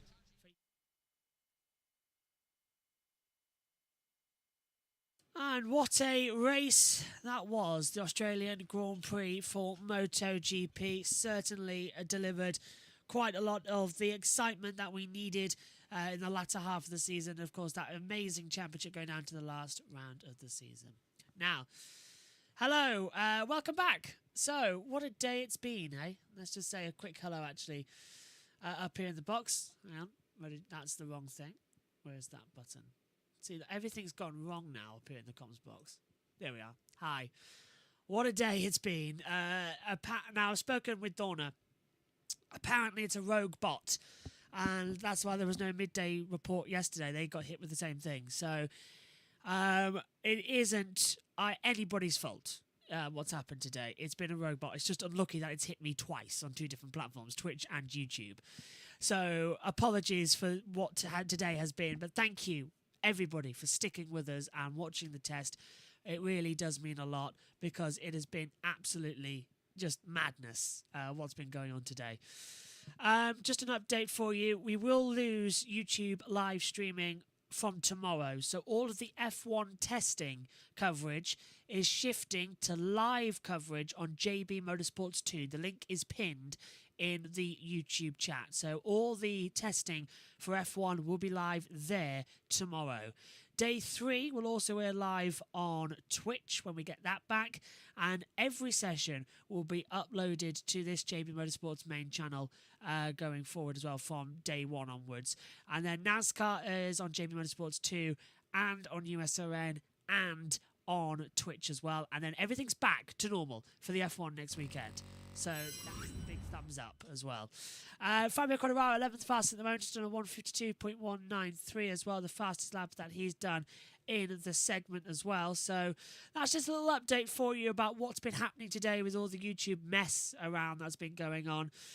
We'll stay on for the next 90 minutes, but we have next up on the list, because we can't now use any of our systems that we've got. All our data that we had prepared got thrown out the window with technical difficulties. So we've literally had to scrabble around to get information needed in order to give some form of background audio. I know not everybody likes it, but sometimes it is needed to have that possibility. I can't see the desktop. I just realised. But we have... I can't actually get to the desktop. What's going on here? Something's happened in the favourites bits, which isn't all that great. Hang on a minute. There we go. So, next up here on JV Motorsports, did Oliveira crash? No, Oliveira stopped with a technical difficulty. So, it wasn't anything to do with that. It was a technical difficulty for Miguel Oliveira that cost him a little bit of issues out on the side of the track. He stopped to the track at turn 13. But what we're going to do now is head over to round 8 of the MotoGP season, the Dutch Grand Prix, the Dutch TT. It was another fantastic battle of a race. Alongside myself in the commentary box, making her debut at the time, was Julia Trusovic. Let's join over now for the MotoGP Dutch Grand Prix in the last 90 minutes of the final day testing. MotoGP is about to get underway then here for the TT Assen, and the fantastic 8th round of the World Championship is about to get underway. Good afternoon, everybody. Welcome to one of the most famous circuits on the calendar. Alongside me in the commentary box is Julia Trusovic as well. Did I get better that time? You taught us yesterday. Is it better? It is better. Fantastic. Here we go then. The national anthem is...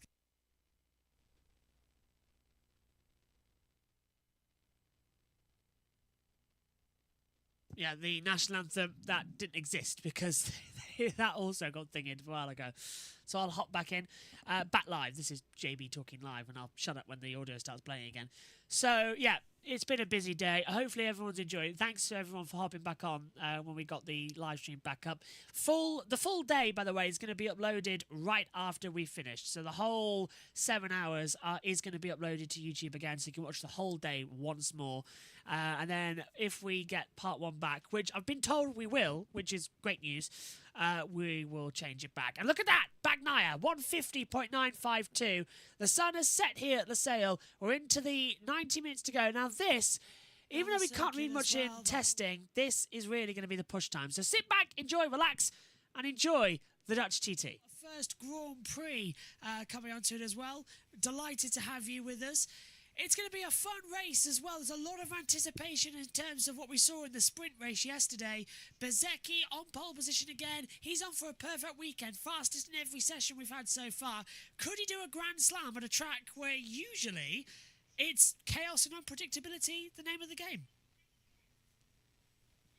It looks like that. I think he definitely can't make a Grand Slam here. It looks like he has a better pace than Pecco Bagnaia, who's also set to be his main rival in the race.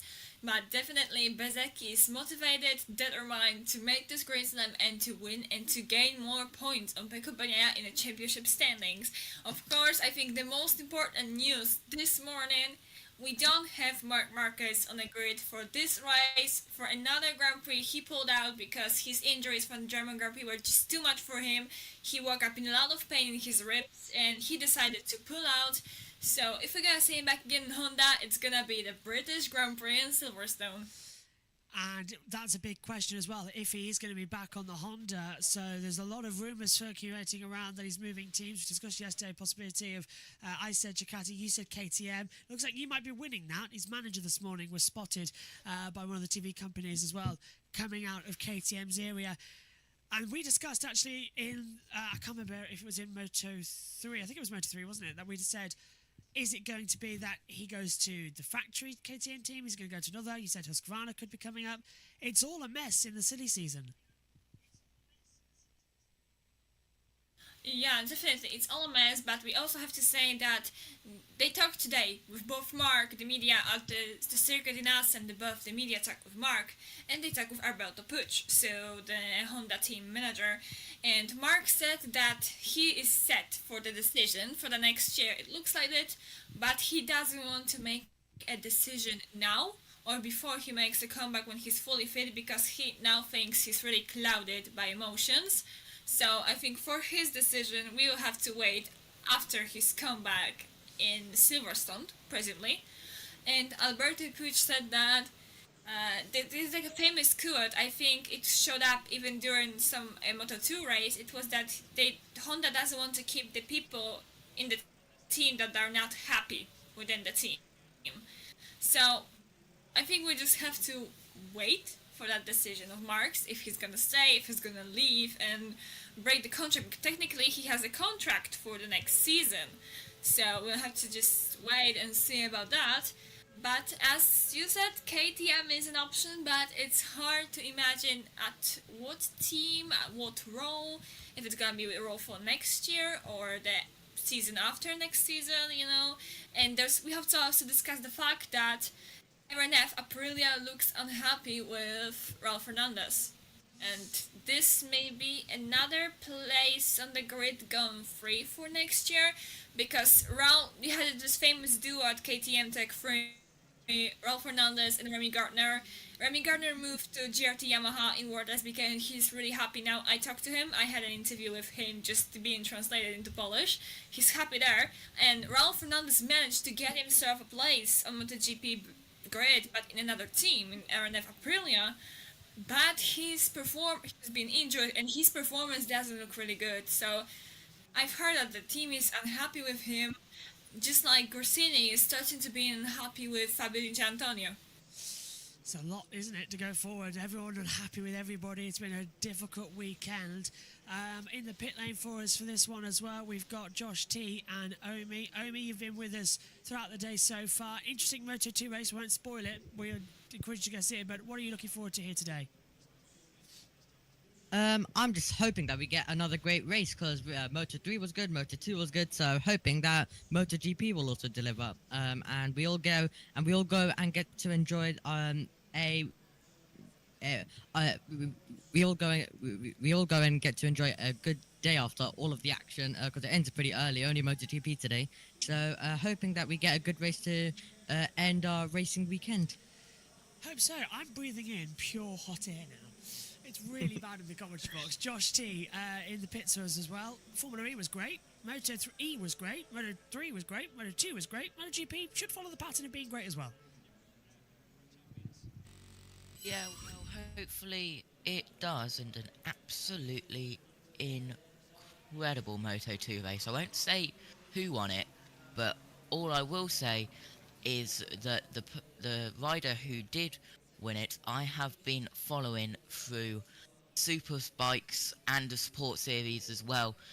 Absolutely incredible. I'm so happy for him as we're getting ready for the MotoGP race. Here we go then. Hard front, medium rear for Bezzecchi, Bagnaia and Marini. Stand back then.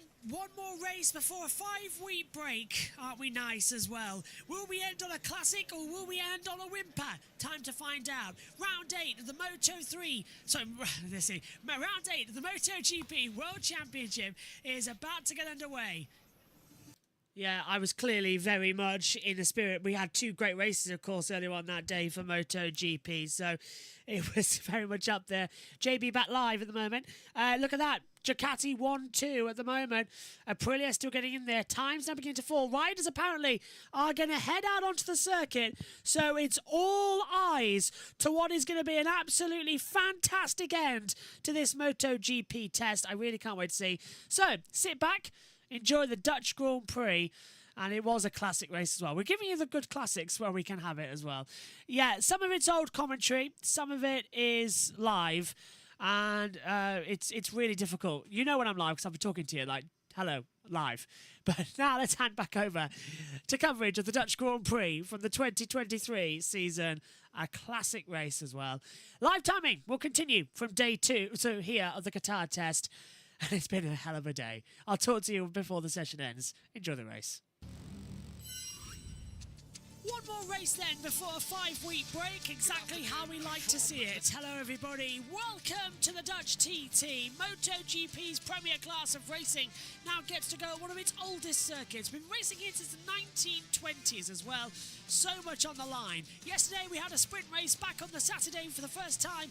A race on the Saturday here since 2017, and boy oh boy are we ready for this one. Bezzecchi, Bagnaia, Marini the front row, the same as yesterday. Quartararo, Binder and Aleix Espargaro, row 2. Vinales, Zarco, Alex Marquez. Then it's Martin in 10th position alongside Oliveira and Miller. Di Giannantonio, Nakagami, Morbidelli, Raul Fernandez, Bastianini, Salvadori, Bradl, Augusto Fernandez, Aiki Lukano and Jonas Folger, the 22.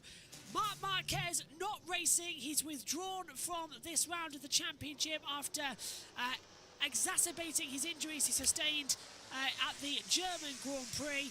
Alongside me in the commentary box is Julia Trusovic as well. Julia, welcome up for your first Grand Prix. We had the sprint yesterday.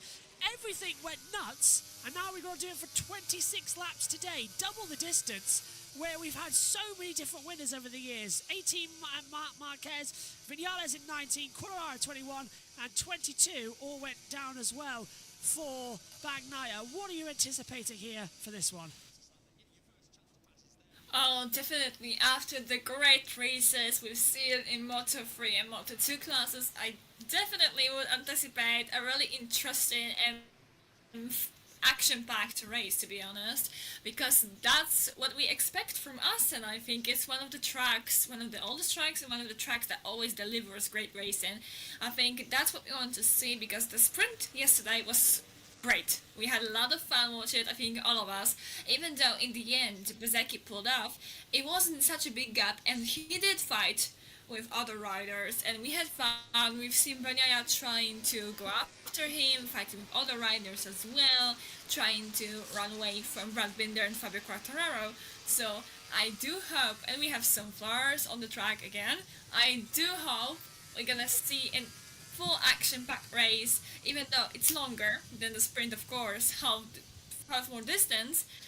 I hope we're gonna see a lot of fights. I think Bezeki is the most one to win that race, but of course, all hands down on Bagnaia. We'll see how Marini will start today because he didn't have a good start yesterday, but today may be better. And we'll see if Fabio Quartararo is able to get a podium again. Hopefully our TV picture's stabilised for you in a few seconds' time as well. Internet's... there we go. Ready for you as well. It's just the internet getting a little bit laggy. There's Bagnaia watching on. We're all set then. Round 8 of the MotoGP World Championship. Green flag at the back. 5-week break coming up. This race more crucial than ever. It's the Dutch TT with 5 red lights activated. Lights out in Assen. It's a good start from Marini. Look at that from Bezeki. He's been great start from Bagnaia. Wow. Bagnaia's got the lead. It's a 2-1. Bagnaia had the best start. Binder's takes in the lead. Here's Binder.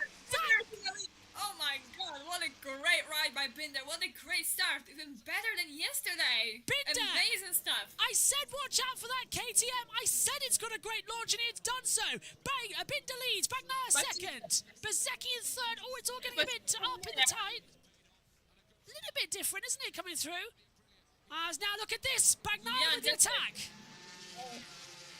Wow. And Fabio Quartararo really fell off, you know? Where's Fabio Quartararo? Oh my God, he's in 11th place. Oh, poor start. He's down to 12th. Zarco's past him. And Augusto Fernandez has dropped all the way down to 21st.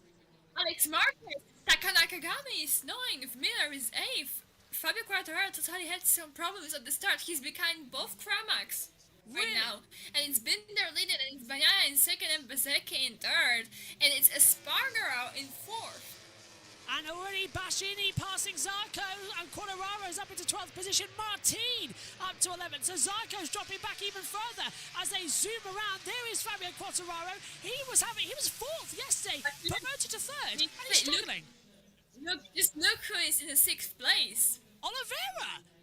On that ground. Yeah, this is Oliveira completely using the opportunity, and he's now in the 6th place. What a great position for Oliveira and the RNF Aprilia. First lap completed then here at the Dutch TT. Binder leads, Bagnaia, Bezeki, and we've got a crasher. Someone's down at the marshals running at the back. Is that Jonas Folger? The yellow flag is out. Oh, crasher turn 1! Is that Jack Miller? It is! Jack Miller bids in a turn 1. Oh, and he kicks out as well the exit curb of one of the fairings. No jump starts, but out of the race. Absolutely awful weekend for Jack Miller when his teammate has been doing better and he's now leading the race. Jack Miller had worse position and he now crashed out. Look at Bagnaia as we come through. Russian hook at turn 6. He's going to look on the inside into turn 7. No, Binder's defending that line well. So KTM left in this race. Really close. I think the marshals are running out. I'm just being told in my ears they were running out because there was some sort of flare that was burning the grass around the exit of the last corner. So they've just put it out, I believe. We'll double check that when we get back TV pictures in that section. But yellow sector 1, out goes Miller. That's the last time I pick him for a race win. But this is looking to be a crucial start at the moment as Bagnaia right in the back, but here comes Marco Bezeki. So we've got a 3-way fight for the race win between 3 different teams and 2 different manufacturers. Yellow flag is in, and this race is already getting crazy. Bagnaia looking to the inside line, coming through Rushkin hook into... No, not going to work this time, Julia. He has to back out of it. He's looking for the opportunity. Oh, now he's gonna look for opportunity, definitely. Bagnaia is really, really close to Binder, even though great start by Binder, but in the end, the pace is looking better for Bagnaia. Bezeki is still really close to them, even though there is a little gap between him and Bagnaia, but it may be quickly adjusted during the race. And then there is also another group that is opened by Alex Espargaro, then Luca Marini, and Maverick Vinales is up a place. So this is gonna be really interesting, but we'll see for how long Binder can hold on. Miller giving away. Let's take a look what happened. He's going to drop the front, isn't he, Julia? Yeah, definitely. It's Jorge Martin's view. Yeah, just lost it at the front. That's really annoying, really unfortunate. Now we see Bagnaia. Wow, 134.051 is last lap, but the best lap here is a 132.5 as he's got a run on the inside coming into turn 8. Yeah, he's got it. Yeah. Huge. He's got it. There is a yellow flag. There is a yellow flag in in sector 1, in sector 2 It's and 3. Fabio! No, it's Zarco! It's both! It's Fabio Quartararo. Fabio Quartararo's down. And Zarco! There's a... Oh, my word. We'll have to have a red flag. Oh, my God. Oh, he's up. Oh, Quartararo Fabio was injured. Quartararo, okay, finally, Well, where's Hero's up. Yeah. Fortunately, he's lying, but he's conscious, you can see. I think there is a lot of pain in his hand. But fortunately, he's not laying down, he's conscious. Zarko is standing on his feet and helping him. So let's hope that they both are okay, and probably later on, and they are both okay, we're gonna see the replay. No sign of the red flag. Oh, no, they're reluctant to throw it, but they might have to. Don't forget, Quartararo's got a boot on his left foot. So Zarco out as well. As now we see Vinales up the inside of Luca Marini for 5th position. Vinales takes it. Yellow flag is still out. No sign of those reds as Martin passes let's take a look at Vinales'. Let's take a look at Vinales' pace, because now he's the fastest rider on the track at that moment. Oh, he's having to be helped away. Oh. Don't like that. I think it's maybe his leg, and maybe his injured leg, unfortunately. Let's take a look at the set on the screen with the yellow flag still out there in sector 2. There's your gap screens with Bagnaia on 2/10 ahead of everybody else. Followed then by Binder, Bezecchi, and Espargaro. Vinales, as you said, 1:33.638. He's the fastest rider on the track. They're coming through the yellow zone now. And remember, guys, you've got to lift the throttle. You can't go flat out. Oh, huge accident! Oh, my God! Is that Maverick? It is! Vinales! He's It is crashed! Maverick! Oh, Maverick! Another huge Hopefully accident! it looks like he's okay, fortunately, but what happened there? It looks like he was in the corner on the full speed. It's the gravel, and he's going to turn in and lose the front. They're going to have to, I think they're going to have to red flag this to clear the track up. They can't, that's a fast part of the track, they can't see the gravel everywhere. We're going to have to go back to the main, well, it's green at the moment, with yellows out in sections 2 and 3, but I can see a safety concern here that they're going to stop the race, because that gravel, it's large gravel at this track as well, it's like a Portimao, and the riders hate it, absolutely hate it. Yeah, it looks like maybe a little safety concern. We also don't know what exactly happened to Zarco and to Fabio, how the accident looked like, and hopefully, I just hope that there are no extra fluids on the track, considering that big crash where it looked really bad, considering how Fabio for Quartararo is hard and how their bikes are destroyed. Even though Zarco is okay, Fabio's walking out with the help of the marshals, we've seen their crushed bikes, and hopefully there are no extra fluids on the track. That probably would be even more concerning, and more, they would be all able to make Vinales crash even more than the gravel, because it would just, if the track is slicky, then Vinales could have just be cut up in that, and he just then goes down. There is no way to save it. Yeah, I don't like that. Even Bagnaia had to adjust his exit curb there. There's gravel in the most dangerous part of the track. There's also shards of carbon fibre in that part. That's where the yellows are as well. I would be very surprised if we don't get a neutralisation because of the way the gravel is on the track.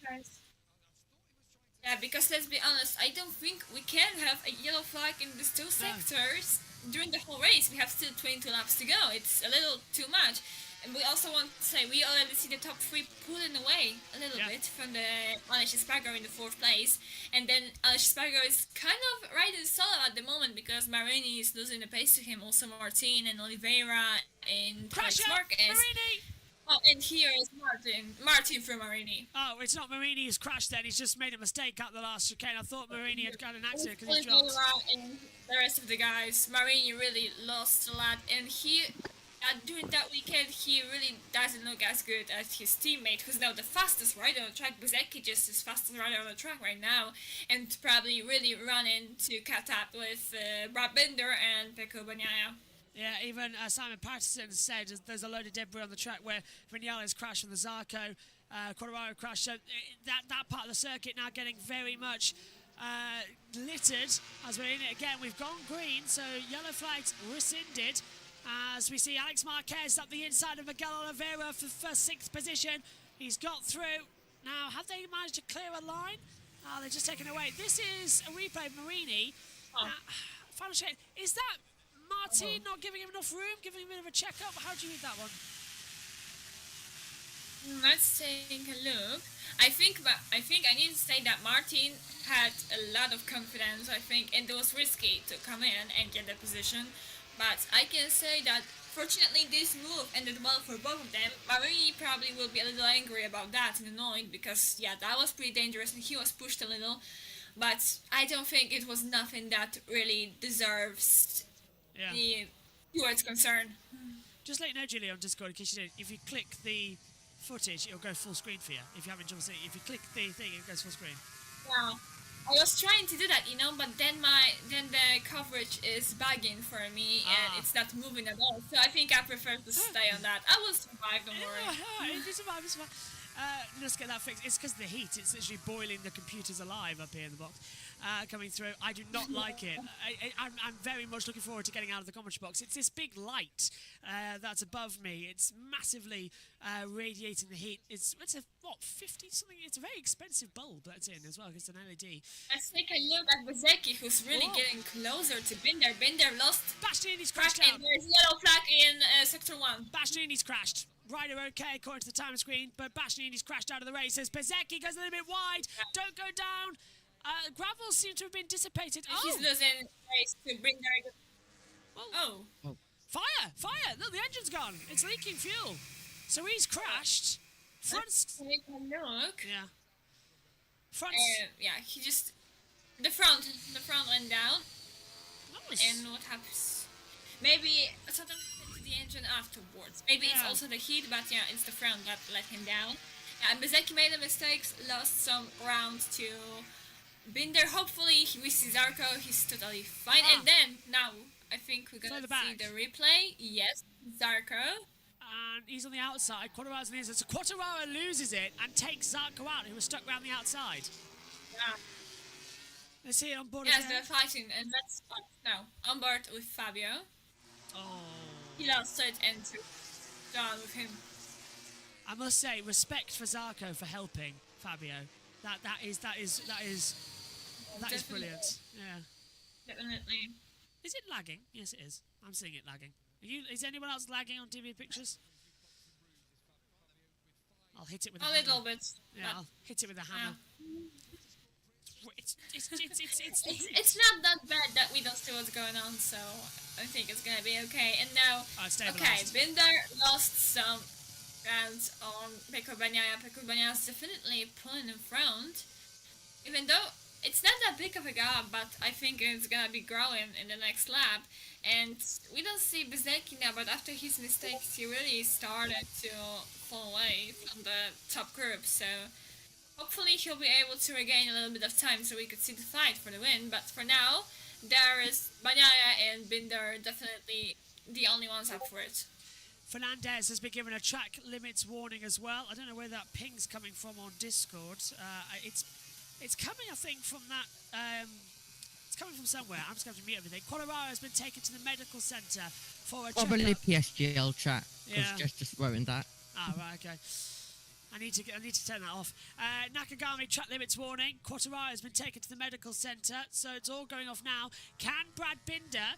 Luca Noah track limits warning as well. Can Binder get past Bagnaia? The two who were sort of swapping over the sprint race victories earlier on in the season, now closing in the gaps once more as Di Antonio gets past Raul Fernandez and Franco Morbidelli. So Morbidelli drops down to 12th. Not many points coming on the board here, and we are getting closer and closer to a best race lap. Yeah, Bezeki is the fastest, and he's getting closer and closer to the lead too, probably using up the fact that Binder is really finding hard to get to Bagnaia. And we also could see how Bagnaia pulled away from Binder when we had any longer straight, but then how Binder was able to get closer to him in the first corner. So definitely he has to look for an advantage to Pecco Bagnaia in the corners, and this will be the chance to regain the lead for him. Always makes me chuckle to saw Marco Bezzecchi's hair getting blown around in the wind as well, because he doesn't have the fishnet sort of stocking over his head that he has to keep it all in as Oliveira's passed Nakagami. There was one rider who had, and he's Maverick, hopefully he's okay. It was Darren Binder, and he always wears a cap that hides his hair. And also I need to say I had a similar feeling when I always seen Maria Herrera race in Moto E stuff. She has quite a long braid, definitely shorter than my hair, but she has a braid and she never hides it under her helmet or under her suit. So it's always, if you see some braid going up out of the helmet and flying off, it's definitely Maria Herrera. Always helpful to find out who she is as well. First time I saw Maria in a moto race, it was, I think, first time I watched Moto 3, because I've been watching MotoGP for donkey's years now, but Moto 3, I always used to tune in out. I remember watching a race in Malaysia, I think 2016, waiting for the main Grand Prix, and she fell off at the last corner and was just lying there. And I was like, oh my God, that's ridiculous. So they stopped the race, and then they stopped it and helped her out. But she had a high side, and it whacked the top of her head as well. So that was a scary one back then. But she's been around the paddock for ages as well. Now she's in the Moto E class, isn't she, at the moment, if I remember correctly? Yeah, she is, and she's also in the Spanish Championship, and this is interesting stuff considering that Dorna and World SBK now figured out to make a Women World Championship in motorcycling that's supposed to run next to World SBK, and we'll see if who's gonna go there. I wrote a piece about that right now. Here's the start then. Great launch. Look at that. You notice 4 wide further back, and that's Quartararo and Morbidelli getting involved. Yes. Then it all sort of Constantina's again. Quartararo got forced out wide. Let's take a look. Oh, yeah. Oh, my God. This was definitely dangerous, but fortunately, Aleix Espargaro was able to hold on, and he even, he didn't get a better advantage out of that because he got in front of Marini. Yellow flag again. It's gone, disappeared, but it's gone now. Is it Raul Fernandez? He's dropped down massively in that third. Yeah, Yeah, Raul Fernandez. I think it's Fernandez. We were discussing at the beginning how Aprilia Ernef is unhappy with him, and it looks like it's another race that didn't go well for him. Yeah, it's getting really bad, isn't it? You said about they looked like they were going to change Raul Fernandez over, possibly for the British Grand Prix at Silverstone. Agustin Fernandez also, I think he's doing okay at the gas. It's Raul who's a bit of a difficult one, but both in their first season. Better. Yeah, as a rookie, he's doing better definitely than Raul Fernandez. And Fernandez is not a rookie anymore. Let's say about that. Yeah. He was a rookie last year with Remy Gardner and KTM. Remy Gardner's moved towards SBK. Raul Fernandez managed to get a rally to MotoGP to stay, but to be honest, Remy Gardner looks definitely better in World Superbikes than Raul stay in MotoGP. My fan is now blowing hot air at me, so this is going incredibly well. Commentary box, by the way, update for you. Temperatures just hit 40, so change of clothes required post-race. I should not have worn checkered shorts. I've matched the outfit today. I thought it's a nice opportunity to do so. Definitely. I'm really sorry for you, Josh. I think my temperature is around 20 something, 25, and yeah. I didn't, as I said before, I didn't turn the AC on because it's so loud. I wasn't gonna survive, and I chose, I think, a better clothes affair than you. I know, I'm literally going to be coming to the next race at Silverstone when it's middle of the summer, boiling hot weather. I think I might just commentate. I might put a television outside, commentate from a swimming pool. Just get one of those paddling pool blow-ups and just commentate in that, and I'll be nice and cool throughout the race as well. Might electrocute myself to death, though. I would love to go to I'll get that wireless. Let's take a look at Miguel Oliveira here. Oh, a little white. Yeah. Oh, hello. Has he gone through the gravel? He is off the track. Oh. No. This is really on the border of the gravel trap. Ramshook, isn't it? The 15. He's gone white. Oh, hello. That's Morbidelli passing. That's Miguel Oliveira passing Morbidelli for 10th position. Yeah. Couldn't quite tell if it was Morbidelli or not. Yeah, he lost a lot of positions because of that runoff.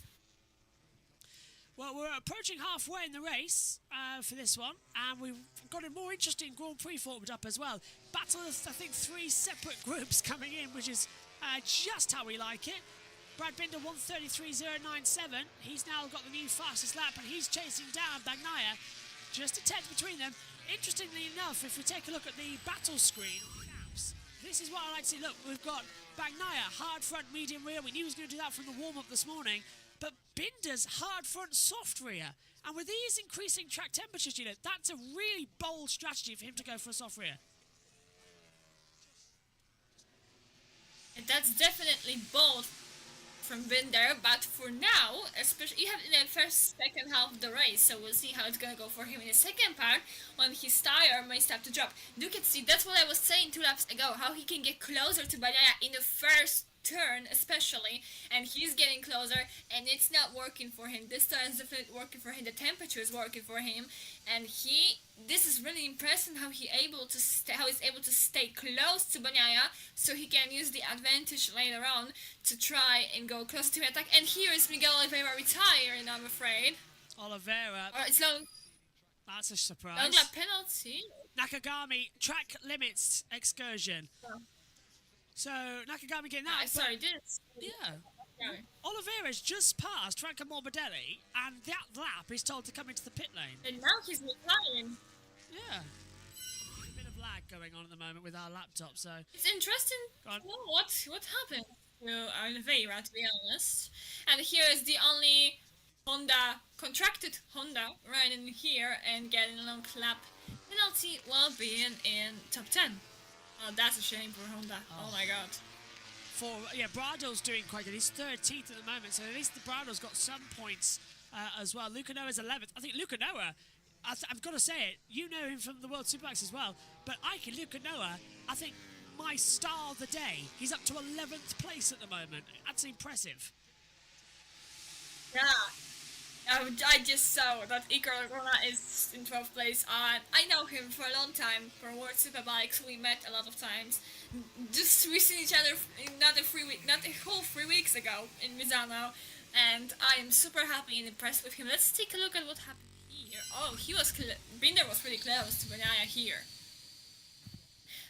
So I think the opportunity of Binder overtaking Bagnaia may be coming really close to him, and as we're talking about Iker Lecuona, he definitely was super happy to be back in MotoGP in Jerez, replacing Marc Marquez, and then I think Honda was pleased with him, so they got him to do it again, and now in Assen for Joan Mir. And to be honest, I gotta say, Iker Lecuona was one of the riders dropped by Tech-Free KTM after 1 year only. Yeah. Let's take a look at Nakagami for a second, and he's doing a long lap penalty. Did he do it if right? He went way okay. Oh, he just got it right, didn't he? Long lap penalty has been completed. Yeah. Really tiny on the border, but I think he did okay. But so Iker Lecuona was really dropped hard by a MotoGP paddock. Really, I think everyone agreed at that time, treated really badly by a MotoGP paddock. Massively, yeah. When he was just dropped in the middle of FP4 in Austria. That's when he found out. And I talked to him a week later, and he was absolutely devastated for this news. And then he had a ride in Honda in World Superbikes, and he is now, I think, one of the most cheerful person in the paddock, and he's happy to be back on a MotoGP bike. But he also still, of course, loves World Superbikes. And now he is here on the screen. He is being shown. Great ride by him. He's been on this bike just 2 times in his life. This is the second time in his life that he's on his bike. Something happened for him. Yeah, I think we've put the commentator's curse on him. He's dropped down to 16th and he's punching the bike. I think it's given up. I think the bike has actually given up on him. I think he's got a problem, and he's into the pit lane. Oh, I think Luca Noah is having a big issue. Yeah, maybe he may have a problem. And he's in the pits. That would be a big shame, but still. Yeah, he's coming into the pits, but big congratulations to Iker Lecuona still for what he was able to do on this bike when he is on it for a second time. Big shame. I hope it wasn't our commentator's curse. Please don't tell him that, because he would punch me in the head for that. I was going to say, don't tell him, and don't let him see the commentary that we were talking about him and then he retires. Oh, Ike, Luca, no, that's so disappointing. Yeah, I'm not gonna tell him that. No. And here's my favorite shots ever in Assen. Final chicane in slow motion, a little wheelie from Pecco Bagnaia. I love footage from this chicane. If I was able to tattoo a video, I would tattoo that one. It's a great final corner on this great circuit. 1923, first race here. Same as Monaco was 1922, wasn't it? So we were a year earlier. Yeah, but definitely. It's another bad awful race for Honda. If the bike gave up on Iker Lecuona, who was able to do a miracle with it, to be honest, but he is on that bike for a second time in his life, fighting for the points and fighting for a top 10, and the bike just gave up on him. big shame for Iker Lecuona, and another bad sign. What is going on with Honda?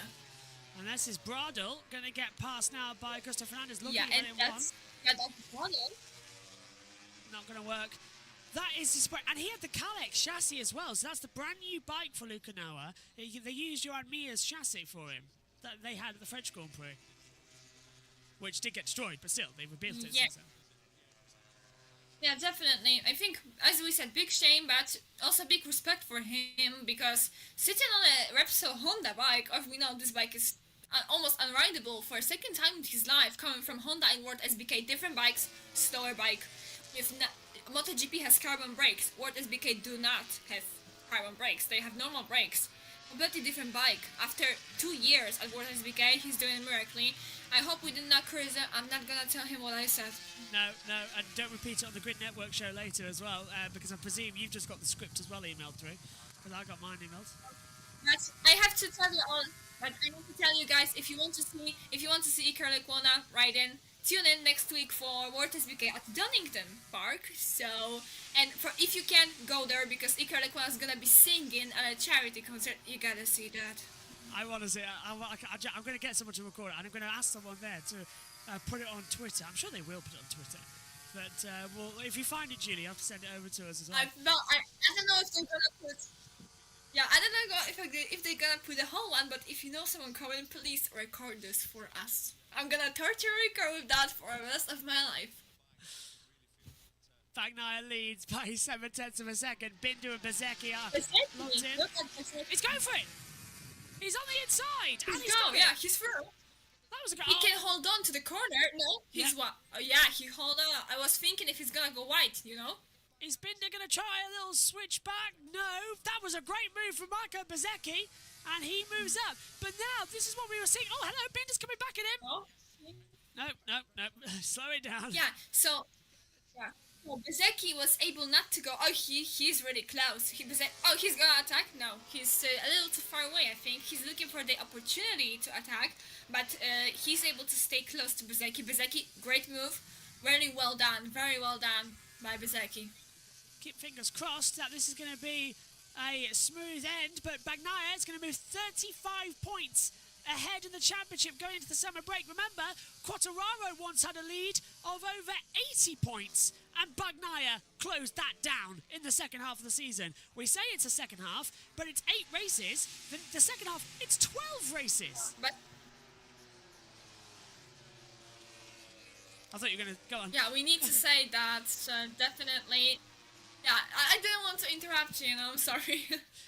I was just gonna say that this fight between them definitely favors both Bagnaia, who's running off, and both Aleix, who's getting closer.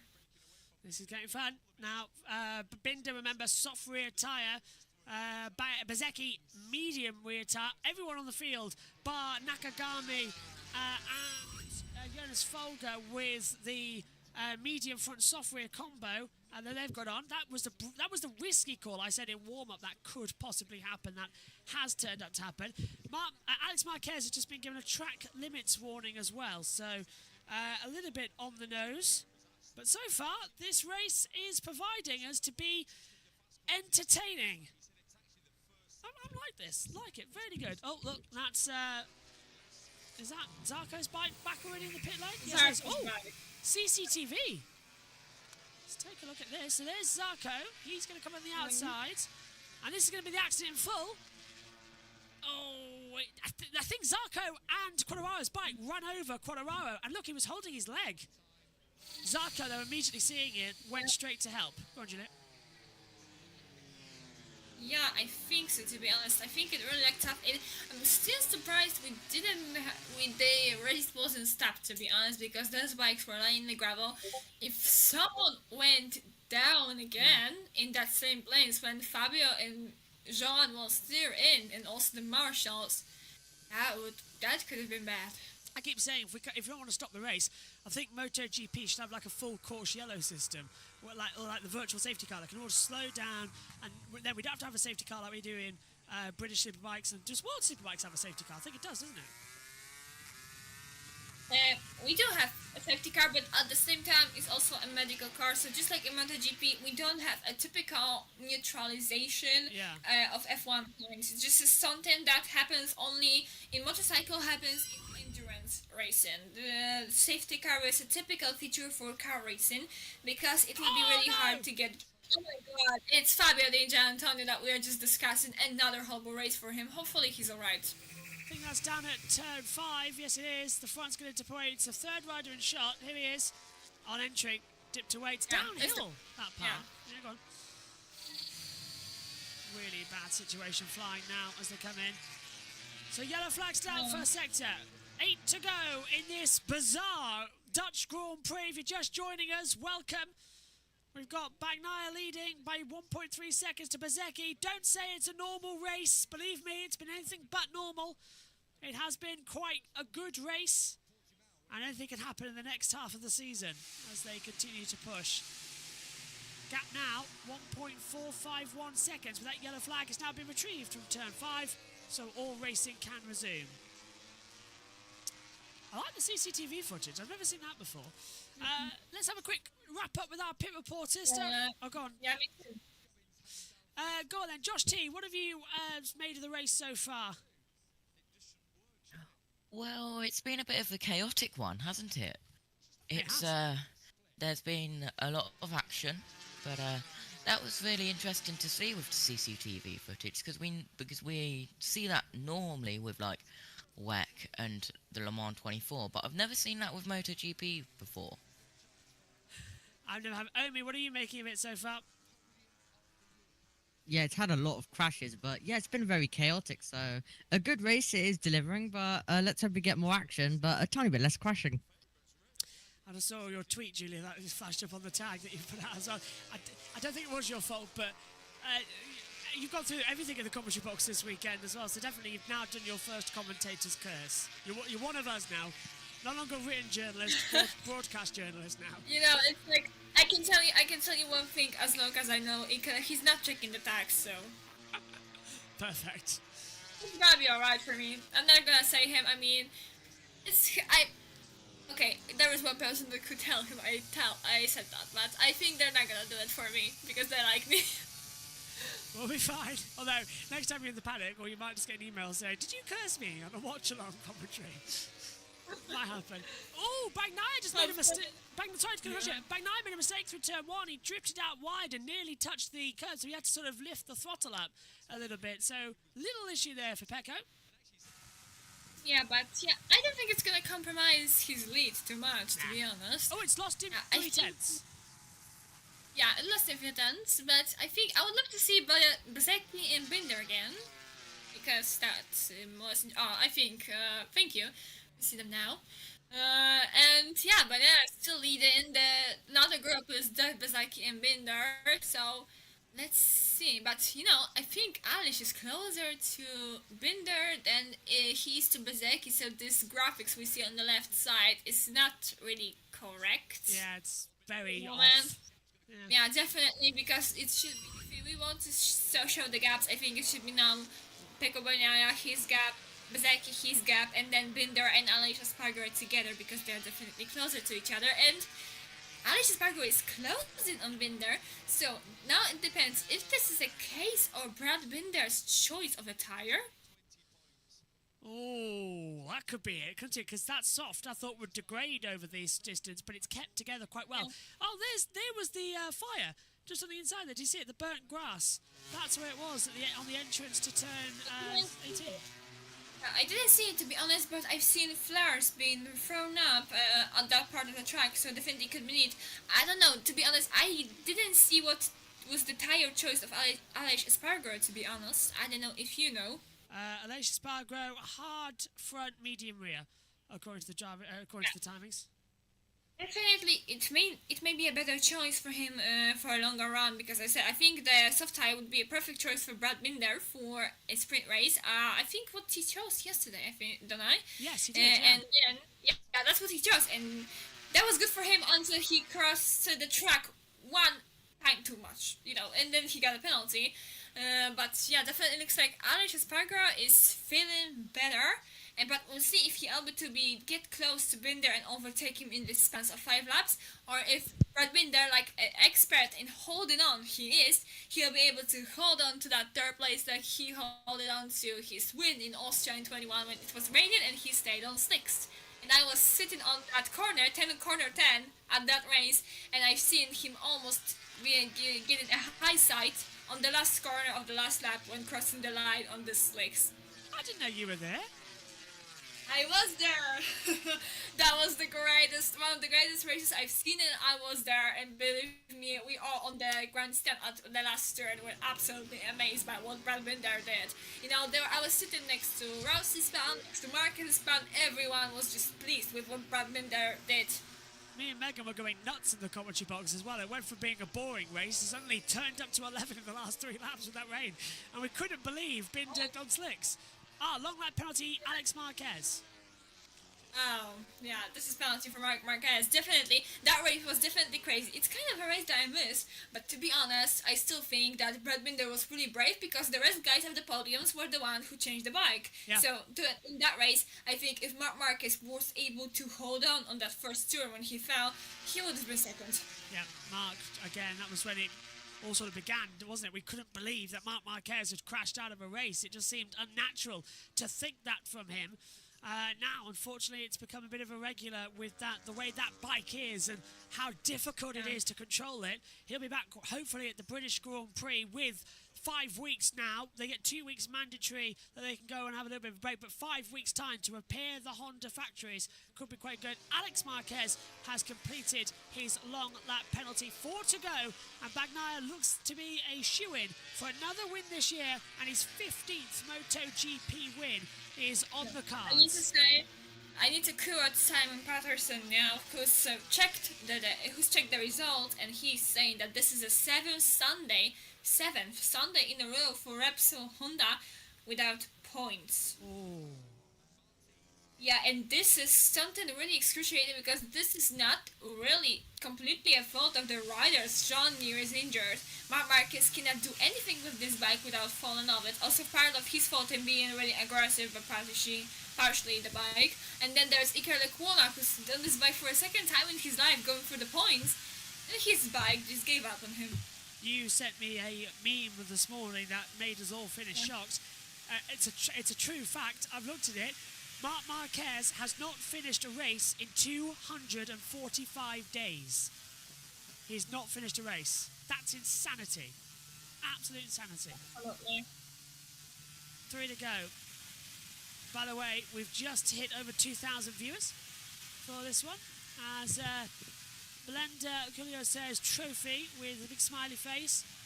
QT says Binder 33 with the emoji and the South African flags are wonderful. Adam says Talbot, Josh is awake. I did get awake yet. I only had 3 hours sleep, mind. 3 or 4, I can't remember. Then we get Adam Lember saying, hi Josh and Julia, have an awesome day and enjoy, my friends. Nice to have you on the commentary again yesterday, Adam. And hopefully be back with us for a few races' time. We're into the final 3. Let's take a look at Jorge Martin right now because he is... I think actually he dropped off a little bit now, but for a second ago he was closer. He is a bit, yeah. He is closer to Alex Espargaro and Brad Binder, so it looks, to be honest, like Brad Binder because of his pace and the fact that, kind of like Fabio yesterday, he said that he was faster than Brad Binder but didn't have an opportunity to overtake him. It's kind of looking like that for Alex Espargaro. He's faster than him but he's not able to overtake him, and then there's also Jorge Martin getting closer to them. I think with Aleix got that broken winglet though, hasn't he? So he's keeping that amazingly together to be in the pack racing. I would just reach over and pull it off and throw it away. Yeah, I think many would do the same, but really impressive start by Binder to be able to hold on with that tire, because this is the tire that I think should really give up on him. So it may be the fact of the KTM bike being ready to really save that tire for a longer period of time, and that would make this bike really, really great at that part. I'm just looking at the track temperatures. 48 degree track temperature. Air temperature is at 30 degrees. 33% humidity, 10 km/h wind speed as well. So it is huge, absolutely huge at the moment, the track temperature. And it is getting hotter as well. Definitely. Don't you think that now the group is also looking to be closer than to Bezzecchi and Bagnaia? Only 1 second between Bagnaia and Bezzecchi. It's like Bezzecchi's woken up for the last 2 laps. We're on to the last lap shortly. It's hard to say, to be honest, because there's also the group is also, you see, a little bit closer to Bezzecchi. Yeah. So it looks like both him and Bagnaia are not going as that fast as before, but it's a last lap of the race, so I think they may just hold on because this gap looks smaller on TV, always looks smaller on TV than this on live track. It's the same in MotoGP World SBK. When you sit on the track like we did in Media Center, and we've seen the gap on the straight in Misano, it's always looking better and bigger on in live than on the TV, and then you can see how big that gap is. There is Binder, there's Aleix with that winglet now going upright as well, like a handbrake on a child's bicycle. He's somehow holding on. Can Jorge Martin find a way through? I don't think so, but Aleix is still flying through. Bagnaia's, I think, lifting slightly. Is now a second. The gap at the moment, it's just holding it together as we take a look, as we come now into turn 9 at De Bult. It's getting tense. Bagnaia's gap is definitely too much from anyone. Bezzecchi as well, I think he's gonna hold on definitely. Even though this gap began, it's a little smaller than a few laps ago, so definitely they're going slower than before. And you see now that Binder, I think, is pulling away more from Aleix than Aleix from Jorge, so it looks like me already may know. Apologies, this is a final 3 corners left. Here we go. Final sector. Gets it out the last corner. Yeah. Pecco Bagnaia goes into the summer break with a 34-point lead and wins the Dutch Grand Prix. Bezzecchi doesn't get the perfect weekend. He won the sprint, finishes second. Binder holds off brilliantly for third on the alternate strategy. Aleix is fourth and Martin in fifth. What a race. Amazing job. Amazing race by Binder, to be honest, to be able to hold on that soft tires and hold off Aleix Espargaro and both Jorge Martin, who got closer to him.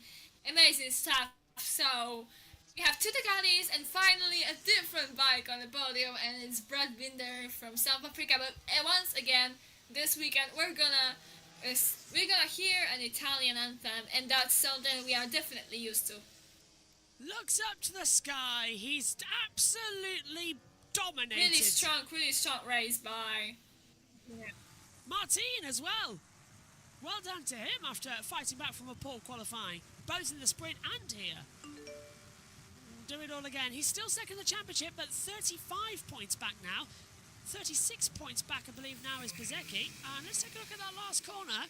Did Martin go for it? What happened? Did he touch the grid? Oh, he did go for it. Right round the outside. It was a photo finish. Who got it?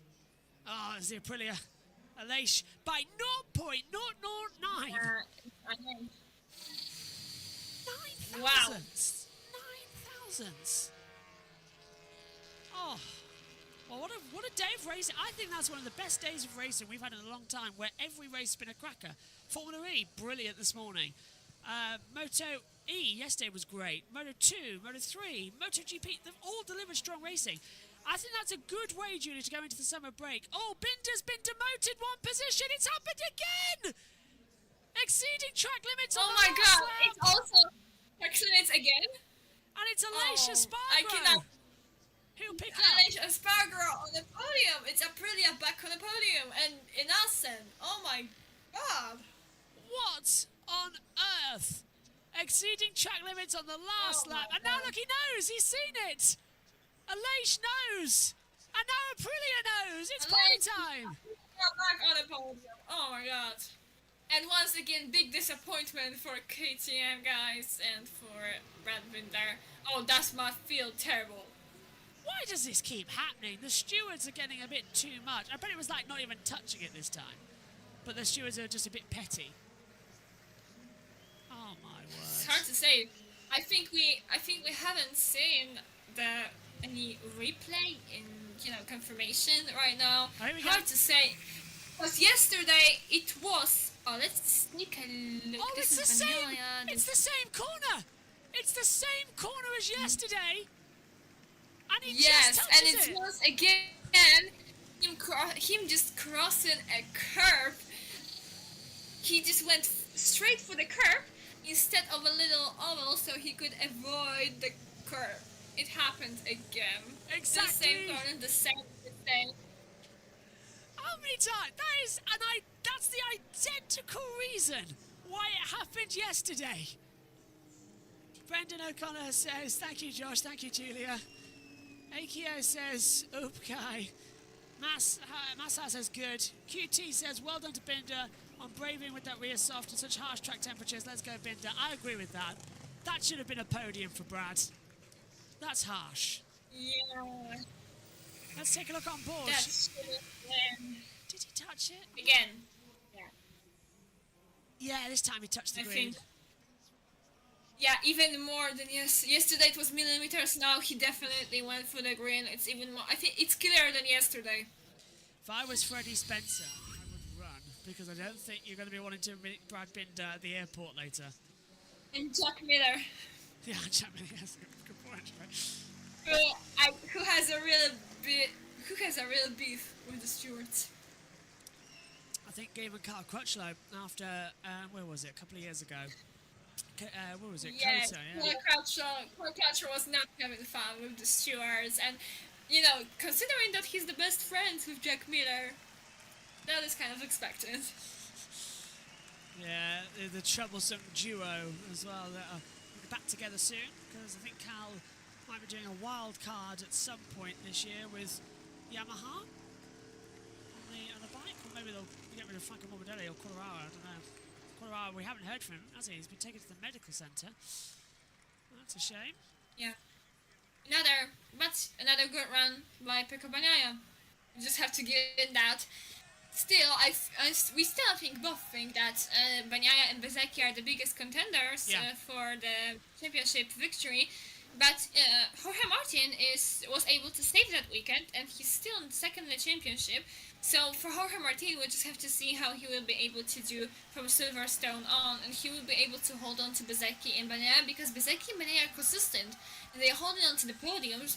Martin had a bad qualifying, and now he finished on top 10, but if he still continue to finish behind Bezzecchi, at some point he's gonna lose that second place in the championship, and then we're gonna have a killer fight between Bezzecchi and Bagnaia.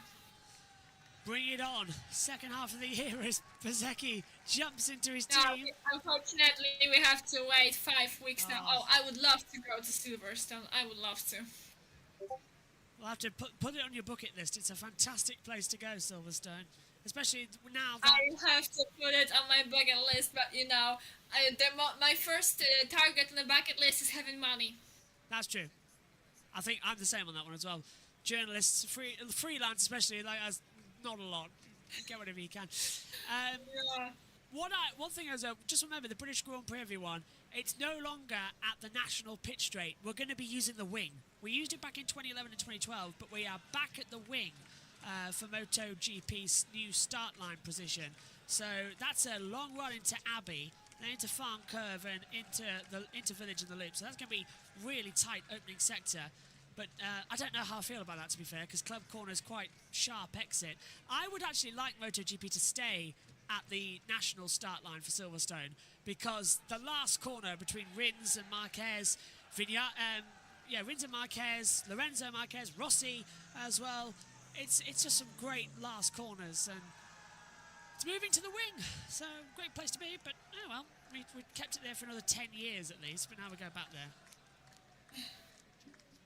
I like it. I don't know. It's going to be easy for me to remember the corner. Also, considering that we are heading into the summer break and the calendar, let me tell you that this weekend, which is interesting to be honest, this weekend the tickets for the Indian Grand Prix are now available to purchase. But also the fact is that we don't have any confirmation of the safety checks and homologation checks at the track in India, so that is really interesting. Or the facilities for the media, for the riders, and for the teams. So this is kind of interesting, but to be honest, hopefully that the race in India will take place normally. The tickets are available to purchase because India, let's be honest, India is a true nation of motorbikes, just like Indonesia. We tried Formula One there for a couple of years. It did not work at all. So, hands down. It depends, but motorbikes definitely would work in India. Let's listen to Alish. It's delight for Aleix, Aleix Spargo in a and Tulia. race, a lot of people struggled to stay on. Yeah. You went forward, and with a damaged bike. What do you think of that? Yeah, on the start, I did best start of my career, and then I had a contact thing with Marini. I tried to avoid it, but on the last part I touched, and every right corner I had small, strange feeling, like a lot of shaking, and was difficult really to stay on the bike. It was very hot. The lap times were super slow, but it was difficult even to stay. Was not possible for me to overtake Brad, but I want to stay behind to push him to make a mistake, and finally it pays off. I would like to dedicate this race to my personal team. This is for Joan, Albert, Robert, my wife Laura, and my kids. I have the best team ever. Has been not easy the first part of the season, but we remain together. So this is for all of them. Thank you. I love you. Congratulations. Wow. Well, there's the winglet that's snapped in half. And this is how it happened, I think. At lap 1, battle with Luca Marini. So Yes. Oh, he tapped on the rear tyre of Marini. My God, that's a whiskers, literally. Let's get the thoughts then of Josh. Actually, never mind, because I'm just being told in my ear that we're going to hear immediately from Marco Bezzecchi, who is in second position in this race. And there again is Binder's cut across the line one more time. Just on the green this time around. Okay, Marco Bezzecchi finishes in second. A perfect weekend. Just lost out. Topped every session, bar the Grand Prix, but still finishes second. A huge haul of points, and it is his 5th career podium in MotoGP. He's talking now down in the pen to Simon Crafar as we look at Aleix unexpectedly hugging family and team members. There's still a race out. Oh, yeah, so here's Marco Bezzecchi. So Marco Bezzecchi, winner in the sprint race, but not to be in the Grand Marco, Prix. Second for him what a again. fantastic weekend. Back on the podium today. Tell us about your race. Yeah, I'm very happy because unfortunately in the start I had a contact. Thank you guys. I had a contact with some riders I don't know who, and I lost time. And then when I was behind Brad, he was very strong in braking, so I spent many laps to pass him. And then Pecco was already too far. But anyway, I'm very happy because this weekend really we worked in the better way that we could, and the fans were amazing. I love this place, so thank you very much to everybody. Huge congratulations. Huge cheer from the crowd there as well. Marco jumps over to go see them, actually. I'll tell you one thing, Julia, as well. Do you reckon that we're going to see a great run? Oh, and I just had a confirmation of a message I've got to say later. Do you reckon we're going to see... Look, the respect between these two is obvious as he now cheers in front of the fans. I hope it stays a friendly rivalry, don't you? I do hope. I know that always the kind of villain-enemy rivalry, it's really, really entertaining to some fans. But I need to say that I've always been a fan of rather a friendly approach, if it's of course possible, because for example between Valentino Rossi and Marc Marquez, it wasn't just possible for them to have a friendly approach, but for example like Bagnaia and Quartararo, now I hope we're gonna see that. Here is Bagnaia with Simon. Again, when a weekend starts off tough, you show why you are carrying the number 1 plate, turn it around and win on Sunday. It's fantastic. Wasn't easy because behind were pushing a lot, and I was trying to open the gap, but I just managed to open the last laps, and finally I was briefing more because I was quite on the limit. But first of all, I love this track. I love this crowd, and it's fantastic. So thank you all, and dear Assen, you are fantastic. So thank you. Congratulations. Okay, let's hand over to Susie Perry. Another fan of the Assen circuit then, Pecco Bagnaia. What a happy summer break he's going to have, Sylvain. Yeah, I mean, such domination. This was a great race. He made the race a little bit dull for us, but you got to appreciate the talent. You got to appreciate the precision and the way he just goes with his racing. You know, he's got such control of that Ducati, such control of his space. And on that track today, demonstrated again with 50-degree track temperature, a lot of spinning, very difficult race to manage as well on the physical side of things. And Pecco Bagnaia just made no mistakes again. He was just clinical, really efficient on his bike, managed the gaps. I mean, what can you say? It's the world champion. He's the favorite for this year, and he keeps proving it to us every weekend. Yeah, making overtakes where the Ducati previously wouldn't have made overtakes into the Steckenval. Direction change, high speed. He's making the bike turn, but it is Pecco at one with a fantastic machine, accelerating off the corners where no one can touch him. I thought Bezzecchi might have had something for him in the middle part of the race, but he made that one mistake up into the Ruskin hook. The front sort of bounced on him, he went wide. It just dropped that little bit of pressure off of Pecco. But you heard from Pecco there, he was breathing hard at the end. He had to work hard to make it look that easy. So yeah, full credit, as Sylvain said. You got to appreciate a man who's on top of his game right now. Okay, let's hear from the Ducati boss then about Pecco and that race. Natalie is talking to Paolo Ciabatti. Paolo, we just saw you celebrating with Uccio there, but it was your man that got the win today. That was a classy performance from Pecco, wasn't it? Yeah, it was a great race. He managed the situation until the end. Good for Marco, who came second. And, if we think how we started on Friday, wow, it's a very good result. It's what we needed, actually, before the summer break. So it gave us some good taste between now and Silverstone, and maybe some time to relax. And actually, we believe he made a change coming into this race as well. How key was that, do you think? Well, luckily yesterday afternoon things were better, but this morning in the warm-up he was very happy. So I think the few changes I made in the bike work in the right direction, and it was the heat is very, very high here. So not easy to manage the tires until the end. He had a few moments, but he managed, and this is the most important thing. It's a great way to go into the summer break. Congratulations, thank you. Thank you.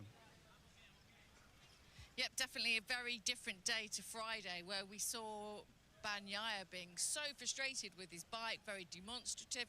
There was a lot of fists, there was anger, and here he is now just running out to the crowd, just taking all the plaudits, and it's a different day today, isn't it? It's slow build, and they've just resolved all the issues. They're absolutely flying. Seems as there's a tendency for him to start the weekends like that. He starts with getting angry, getting frustrated, testing the limits, finding the limits, and getting really annoyed with it. But that gives some information to his team, and then the engineers go to work. They make the bike better where he's having the problems, and they dial it all in. And then before the sprint race, Pecco Bagnaia is on top of his game. The bike feels good, everything feels good. They know exactly what they're doing, and for the GP race today, it was just a demonstration basically of control, precision, and making no mistakes. And like you said, Michael, you were hoping really for the show that Bezzecchi would be able to take it to Bagnaia, and he had his own battle with Brad Binder for second place, didn't he? Lap 16 he managed to get there, and we were kind of hoping it could get something a bit more out of Bagnaia, but he was just too good today. Yeah, unfortunately for the other boys, Pecco, he was impeccable, but I thought Brad Binder was impressive, managing the soft tyre. This is an impressive pass here from Marco Bezzecchi. He sets it up out of the Steckenval, like he made the pass on Pecco yesterday. He really drives through the kink on the Venuslang straight, and he just sets it up, uses the Ducati horsepower. So Brad had to fight hard. Even in those early laps, I thought he might be able to keep Pecco behind him, but it wasn't to be today. The Ducatis had a little bit more over KTM, but Brad was all heart. Onto the podium then. There's our top three. And I've just found my purple pen finally. I've been looking for that all week. It's coming through. It was underneath the commentary bus mixer. Maybe I should have looked harder. Third place then for Aleix Espargaro. If I can find my notes up here in the box. That's going to be podium number 9, believe it or not, of his MotoGP career, and he's 10th overall. He'll finish in 3rd position. Second place. That is going to go, as I said, to Marco Bezzecchi on the 72. That's going to be his 5th MotoGP podium, his 29th of his career. But for the champion of the season from last year, it's going to be victory number 15 in the Premier class, his 25th overall, podium number 25. in MotoGP and 48 in the top tier. Julia, is there any stopping Bagnaia in the championship?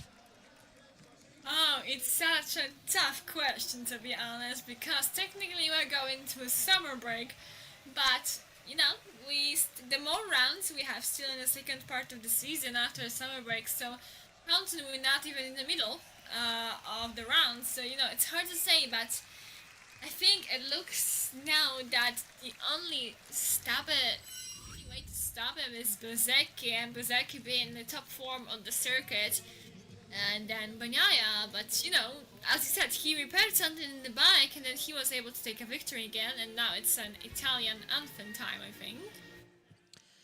So we have thought we had the first crash from Marc Marquez. This is JB talking live, just interrupting the live broadcast during the national anthem of that race you're listening to. So we thought Marc Marquez had crashed, but it turns out he hasn't. It was a technical issue and he's stopped on the track. So it came up with Marc crashed, T4 rider okay.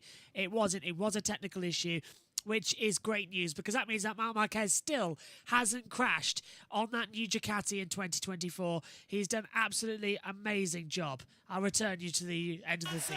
Italy. And now it's champagne time! Let the week begin for the summer vacation. And it's going to be Bagnaia going into the summer break 35 points clear. Oh, this is going to be great. What a great sight for the podium. Bagnaia, Bezzecchi and Aleix Espargaro as well. Good podium, isn't it, Julia, for everyone here? That's 2 Ducatis in Aprilia. Top-notch. Brilliant. Yeah, definitely a great race and a great podium. As we've been saying before, I think the only way to stop Bagnaia now would be to have Marco Bezzecchi in his absolutely top form with absolutely top and ready bike. And I think that would be the only way to stop Bagnaia. We'll have to see how Jorge Martin will be riding after the summer break, because let's take a look. Now he's still second in the championship, even though he didn't do that well this weekend, and it was mostly I think minimalizing the loss. He's still second in the championship, so these 3 are the main contenders right now, I think, but it looks mostly it can be between Bagnaia and Bezzecchi, with a little advantage to Bagnaia right now. Looks good. Let's go through the full results and then we'll get the final thoughts from our punditry team as well. Pecco Bagnaia takes his first his first win here in Assen, isn't it? No, back-to-back wins in Assen is what I'm going for as well. I've got talking in my ears from my producers giving me a hard countdown to go off air because we've been on too long. Okay, so Bagnaia wins. Second position for Marco Bezzecchi. Aleix Espargaro rounds out the podium. Brad Binder demoted to 4th place as well. Then we get Jorge Martin 5th. Alex Marquez 6th. Luca Marini 7th. Takiki Nakagami goes in 8th. Franco Morbidelli goes 9th. And Augusto Fernandez rounds out in 10th position. Then we get Lorenzo Salvador in 11th. Raul Fernandez is 12th. Stefan Bradl 13th. Jonas Folger, the last finisher, in 14th. And so many retired. Fabio Di Giannantonio 15th, gets a point but retired. Aiki Lucanoa retired with issues in the pit lane, the same as Miguel Oliveira. And Ea Bastianini's bike caught fire after an accident. We never really guessed why. Maverick Vinales threw it down the road as well after passing an accident zone caused by Fabio Quartararo and Johan Zarco. Quartararo has been taken to the medical centre. The updates I'm receiving is that he is okay. He's just going through the concussion protocols. Zarco out of the race immediately was helping up Quartararo, and Jack Miller binned it on the second lap. He was out of the race. If the mouse wants to work, in terms of the World Championship going into the summer break, it is Pecco Bagnaia leading on 194 points. He is 35 clear of Jorge Martin. Marco Bezzecchi is on 158. The top 3 separated by 36 points. Brad Binder 80 points back in 4th. Zarco 5th. Then it's Marini, Miller, Aleix Espargaro, Fabio Quartararo and Alex Marquez rounding out the top 10. We'll get the final thoughts on Julia in a second as well, because she's our main commentary co-com today. We'll get the thoughts from our pit reporters first, starting with Josh T. What did you make of the Dutch Grand Prix today? Well, I absolutely love Assen. It was the circuit which I got my trophy from. But yeah, Assen, great circuit. Absolutely love it and proves great racing. Once more, happy for Bagnaia back to back as well, but also happy for the Moto2 winner as well. And let's go over then as well to Omi, who's been in the box pretty much all day watching everything. What have you made of Assen in total? It's been great. It's provided a lot of good racing. So yeah, I really enjoyed all of the action we've been treated to today. And there was a lot of crashing in this one, but still it was very action packed.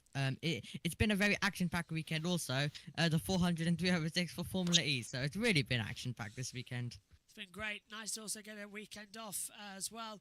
After now, we can go and get everything sorted.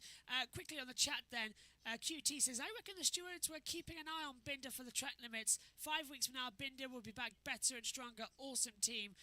Clap, clap to KTM as well. SHT says, a very mixed up top 10 with only the Mini 46 racing team to have both of their riders finishing in the top 10. Good point there. Kara Bo says, I think the track limits thing is a joke, considering they can only get 2 warnings, and that corner is a nightmare. It is the last one. We've seen it catch out a lot of riders. Julia, final thoughts from you. First weekend in the comms box. I wrote down a little post-it note during the TV when you threw to the anthem as well. It says, you've got this TV skills perfect as well. So in the space, it just fitted in perfectly in the commentary box. How have you found it? Have you enjoyed it? I've enjoyed it so much. I can't even comprehend it, to be honest. I really loved it, and it was so happy to join for Assen, the track that I really love and loved for years, that practically always delivers great racing to us. I had so much fun. I think the race was great. I think it was one of the best races in a few last rounds, to be honest. Really action-packed, even though we have the kind of predicted winner, and then the second place was also not surprising. It still gave us action and something to be emotional about, It wasn't, we can't say that it was a boring race. Of course, nothing's gonna beat Moto3, as always, but it was not a boring, it was a very interesting race, as always. Assen delivered, and also some stewarding drama. We have to have it every weekend, I guess. And now it's kind of sad to go into a summer break for MotoGP, but let's remember that there is World Superbike still going. We have upcoming rounds in Donington Park, then in Imola, in Most, and then we have summer break in August. So always motorcycle racing, there's something to watch. Let's hope Imola happens as well and everything is safe there after the flooding in Emilia-Romagna. Well, Julie, it's been an absolute pleasure having you up in the commentary box. We'll definitely get you back for a couple of races when we get back from the summer break. British Grand Prix next up for MotoGP, a 5-week break. I think Julie has absolutely nailed the commentary box this weekend. Pleasure to have you. My thanks also to Josh and to Omi as well. Megan will be back with us for Silverstone. Can't keep away from the commentary box, I've been told, but we'll organise that. We're live for the whole weekend, so we'll get something sorted for everybody. But it's been classic. 5 weeks then. A break from MotoGP after a triple header? Yes, please. But from good racing like that? No, let's go back. ASAP. British Grand Prix next up. Just want to say as well, that's the last ever race on BT Sport as it becomes TNT Sport on July the 18th. So from that organisation, well done covering MotoGP for the past 9 years. Immediately, though, the rebrand to TNT will take over at Silverstone. Next week, we're back at Formula 1 and IndyCar as well. F1, F2, F3 and Porsches taking part next week at the Austrian Grand Prix sprint weekend as well. So Friday we get practice 1 followed by qualifying. Saturday it's sprint shootout followed by the sprint. Sunday just the Grand Prix as well. F2, F3 as normal. Practice quali Friday, sprint race Saturday, feature race Sunday and the Porsche race on Sunday morning as well. And then of course IndyCar will be live for practice, qualifying and the warm-up and then the race as well for all next week. My thanks to Julia, a star in the commentary box this weekend in their first ever broadcast, alongside as well Josh and Omi in the pit lane. We're going to take a break. We'll see you next time out at the British Grand Prix in 5 weeks. Have a happy summer. Bye-bye. Well, that was a fun one. Back up in live coverage. This is Josh Birch talking to you live for the end of this MotoGP test with 10 minutes to go. Certainly, what an interesting test day it's been. We've had absolutely nonsense today. The stream split into the first half, of course, getting that block, which turned out not to be from Dorna, but an old bot that's been circulating, so that'll go soon. And so just to remind you, the full day of testing will be uploaded straight after this, as well as, because we've got the last half now, but the full day of coverage, we've been recording it all day. It will be on air straight after we finished here, so it will get uploaded to you to go back and have a look at if you missed any other timings from earlier on in the day. But this, Marc Marquez didn't crash. It was a technical issue, we understand it as well. He hasn't gone down just yet at turn 4. So it's very interesting that we haven't had as big a push as we were expecting for the time attacks. They've all been focusing on long-run Grand Prix simulations in the past half an hour. You see, Bagnaia's done 51 laps, Bastianini 49. Compare that to what they did yesterday, though, and it's not that much. But the one key from Sepang and here is the awesome pace of that Ducati is still there, and the awesome pace of that of Pecco Bagnaia still being in number 1. Just want to remind you, the link is in the YouTube chat and the pinned chat message for JB Motorsports 2. That is where we are covering the F1 testing tomorrow. So F1 Formula 1 testing will be live on JB Motorsports 2 tomorrow, and we'll upload them all here on the main channel after the sessions as well. So live coverage will be on JB Motorsports 2. Delayed coverage will be here on the main channel. So go subscribe to JB Motorsports 2 now so you don't miss any of the action. And also, if we're never live here for MotoGP, we'll be on JB Motorsports 2. So it's worth subscribing just so you know in case we ever have to use that for MotoGP. So 8 minutes to go and everybody has done decent lap times. Lorenzo Salvadori, of course, not doing that much on the Aprilia. Just doing 7 of the 12 laps so far, deciding not to taking that much as well. Just the test rider, don't need too much information to go forward with it, but not a bad run around at the moment. And as we get to see, Aleix Espargaro in 3rd position, great stuff for him. Marc Marquez in 4th, won't do any more in this session though. His best time, a 1:51.335, 3/10 off the pace of the two factories. So that Ducati in 2024 already seems to have a 2-pace advantage over the 23 bike, which is insanity. Just to give you the coverage details then for the first race of the MotoGP season. We will be live, but it's on the same weekend as Formula 1 in Saudi Arabia with everything else going on. So we are live on this main channel, but we won't be live on Twitch for every session. So this is how it's going to work in terms of the calendar for next time out, which is the main Grand Prix. On Friday, we're live for free practice 1, 12:45 in GMT. Practice in the afternoon will be from 5 p.m. as well. Saturday will be live practice 2 and qualifying from 11 a.m. GMT until 12:20 for the MotoGP qualifying session as well. Sunday, we're live for the warm-up session at 12:40. Then we're live for the Moto3 race at 2 p.m. GMT, the Moto2 race at 3:15 GMT, and the MotoGP lights out at 5 p.m. GMT, but we will be live at 16:45, so 4:45 p.m. GMT. That is when we'll be live for our coverage of the Qatar race, and me and Megan will be back in the commentary box for that weekend as well. And then we'll have Julia Trusovic, who you just heard on the Ducati coverage as well from the Dutch TT.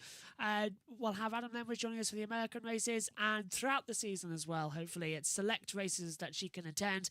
Maddie Patterson will be joining us in the commentary box as well, the MotoGP journalist, and of course now team principal of SecMet International Racing Team in the FIA Women's World Championship. So nice to have Maddie, who was on the show yesterday, joining us in for that one. Can't wait to have this season underway. Formula One kicks off, of course, as I said, testing tomorrow live on JB Motorsports 2.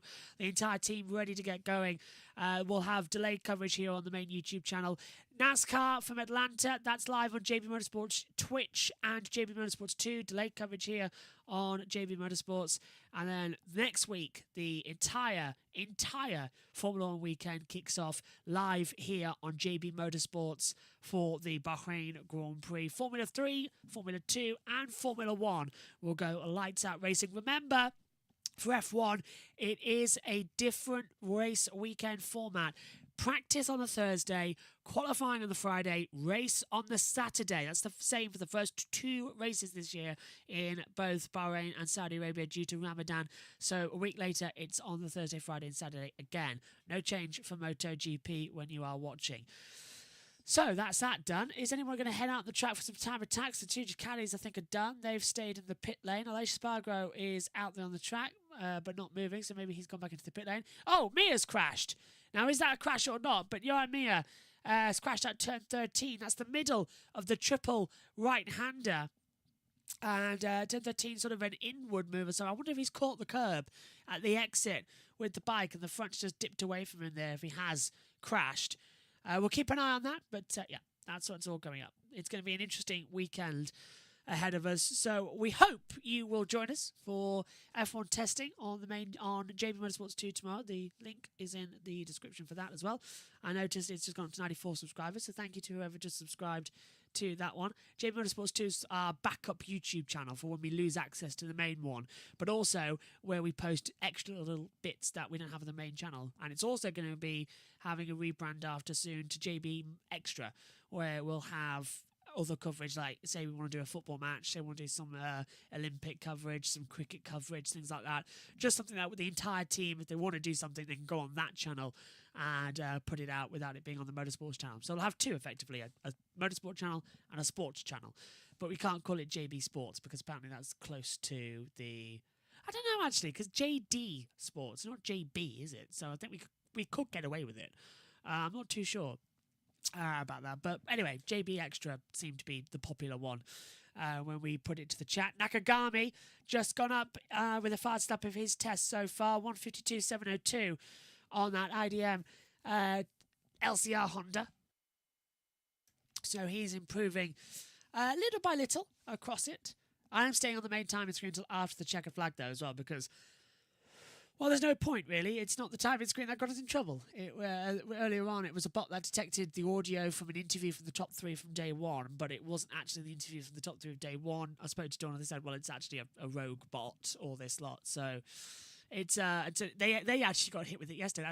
That's why there was no motorsport update from midday from yesterday, because they got the same problem that I've just had.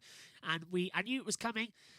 When it happened to Twitch, I thought, how long is it going to take to get to YouTube? And it turns out just an hour and a half later, and it hit YouTube as well. So that's always the way the cookie crumbles. But I thank everybody for watching. 2.2 thousand watching at the moment. 48,000 now has watched. Oh, and Zarco's crashed at turn 7. Now, is this scheduled run-outs, do you reckon, of fuel? Is it actual crashes? So Zarco's gone down at turn 7 then. So much for his new career as well on a new bike. Zarco going down on the Castrol Honda LCR. Beautiful, classic green striped livery now. Looks absolutely brilliant. But a few scuff marks, I think, now going to be on that LCR. But he's gone down on the track. Down just before the 3rd sector as well. You can see on the timing screen where he's gone down on the board. Mark was in sector 3 when he had a technical issue. And I think, how many others have gone down? Well, Marc Marquez went down. Martin has stopped in the 3rd sector. Has he gone down, or was that timing screen just glitched? Has Martin? Mark didn't crash, just to let you know as well. Mark didn't have a crash. Did he go down at that part of the track? I'm not entirely sure what exactly went on there. But into the last minute of this test session from Qatar, and all 6 days of pre-season testing will have concluded. The day at Valencia last year, the 3 days at Malaysia, and the 2 days here in Qatar. 6 days is all they get, and they've used it to their maximum. arguably not as much here in Qatar as they did in Sepang, and we had a brief red flag earlier on for debris as well that had to be picked up from the track as well. So that's what happened there. Into the last minute of the test then. Thank you to everybody who has joined us throughout the last 6 days of testing across the last 3 months. It has been absolutely amazing to have you. Over 400,000 viewers have watched the testing coverage, which is mind-boggling. Absolutely amazing. Thank you all so much for that. As we keep an eye, that's across YouTube and Twitch, by the way, as well. And hopefully, we're going to get the this day 2 stream sorted. It'll all be uploaded after we've recorded all 7 hours of it, so it'll be uploaded in full, and then hopefully we'll get part 1 back as well, and we can just go from there. And it's all on the YouTube channel in the nice bits. Thank you as well, saying thanks for streaming. Pleasure as always, and I'll happily do it again mid-season when we have an in-day test as well, and we can have an all catch-up of the season. So we'll do those as well. 3, 2, 1, and the checkered flag is out. Pre-season testing in 2024 has come to a close, and it ends with Pecco Bagnaia as the testing champion, a 150.952. How rare is it not to have Maverick Vinales as the pre-season testing champion? He's been that for the past 4 seasons. But Ducati, once again, look unbeatable. They are there with a 150.952. Thank you, Upstoke. See you later, you two as well. And everyone now coming in. They'll come into the pits, then do their practice starts coming in. Not bad at all.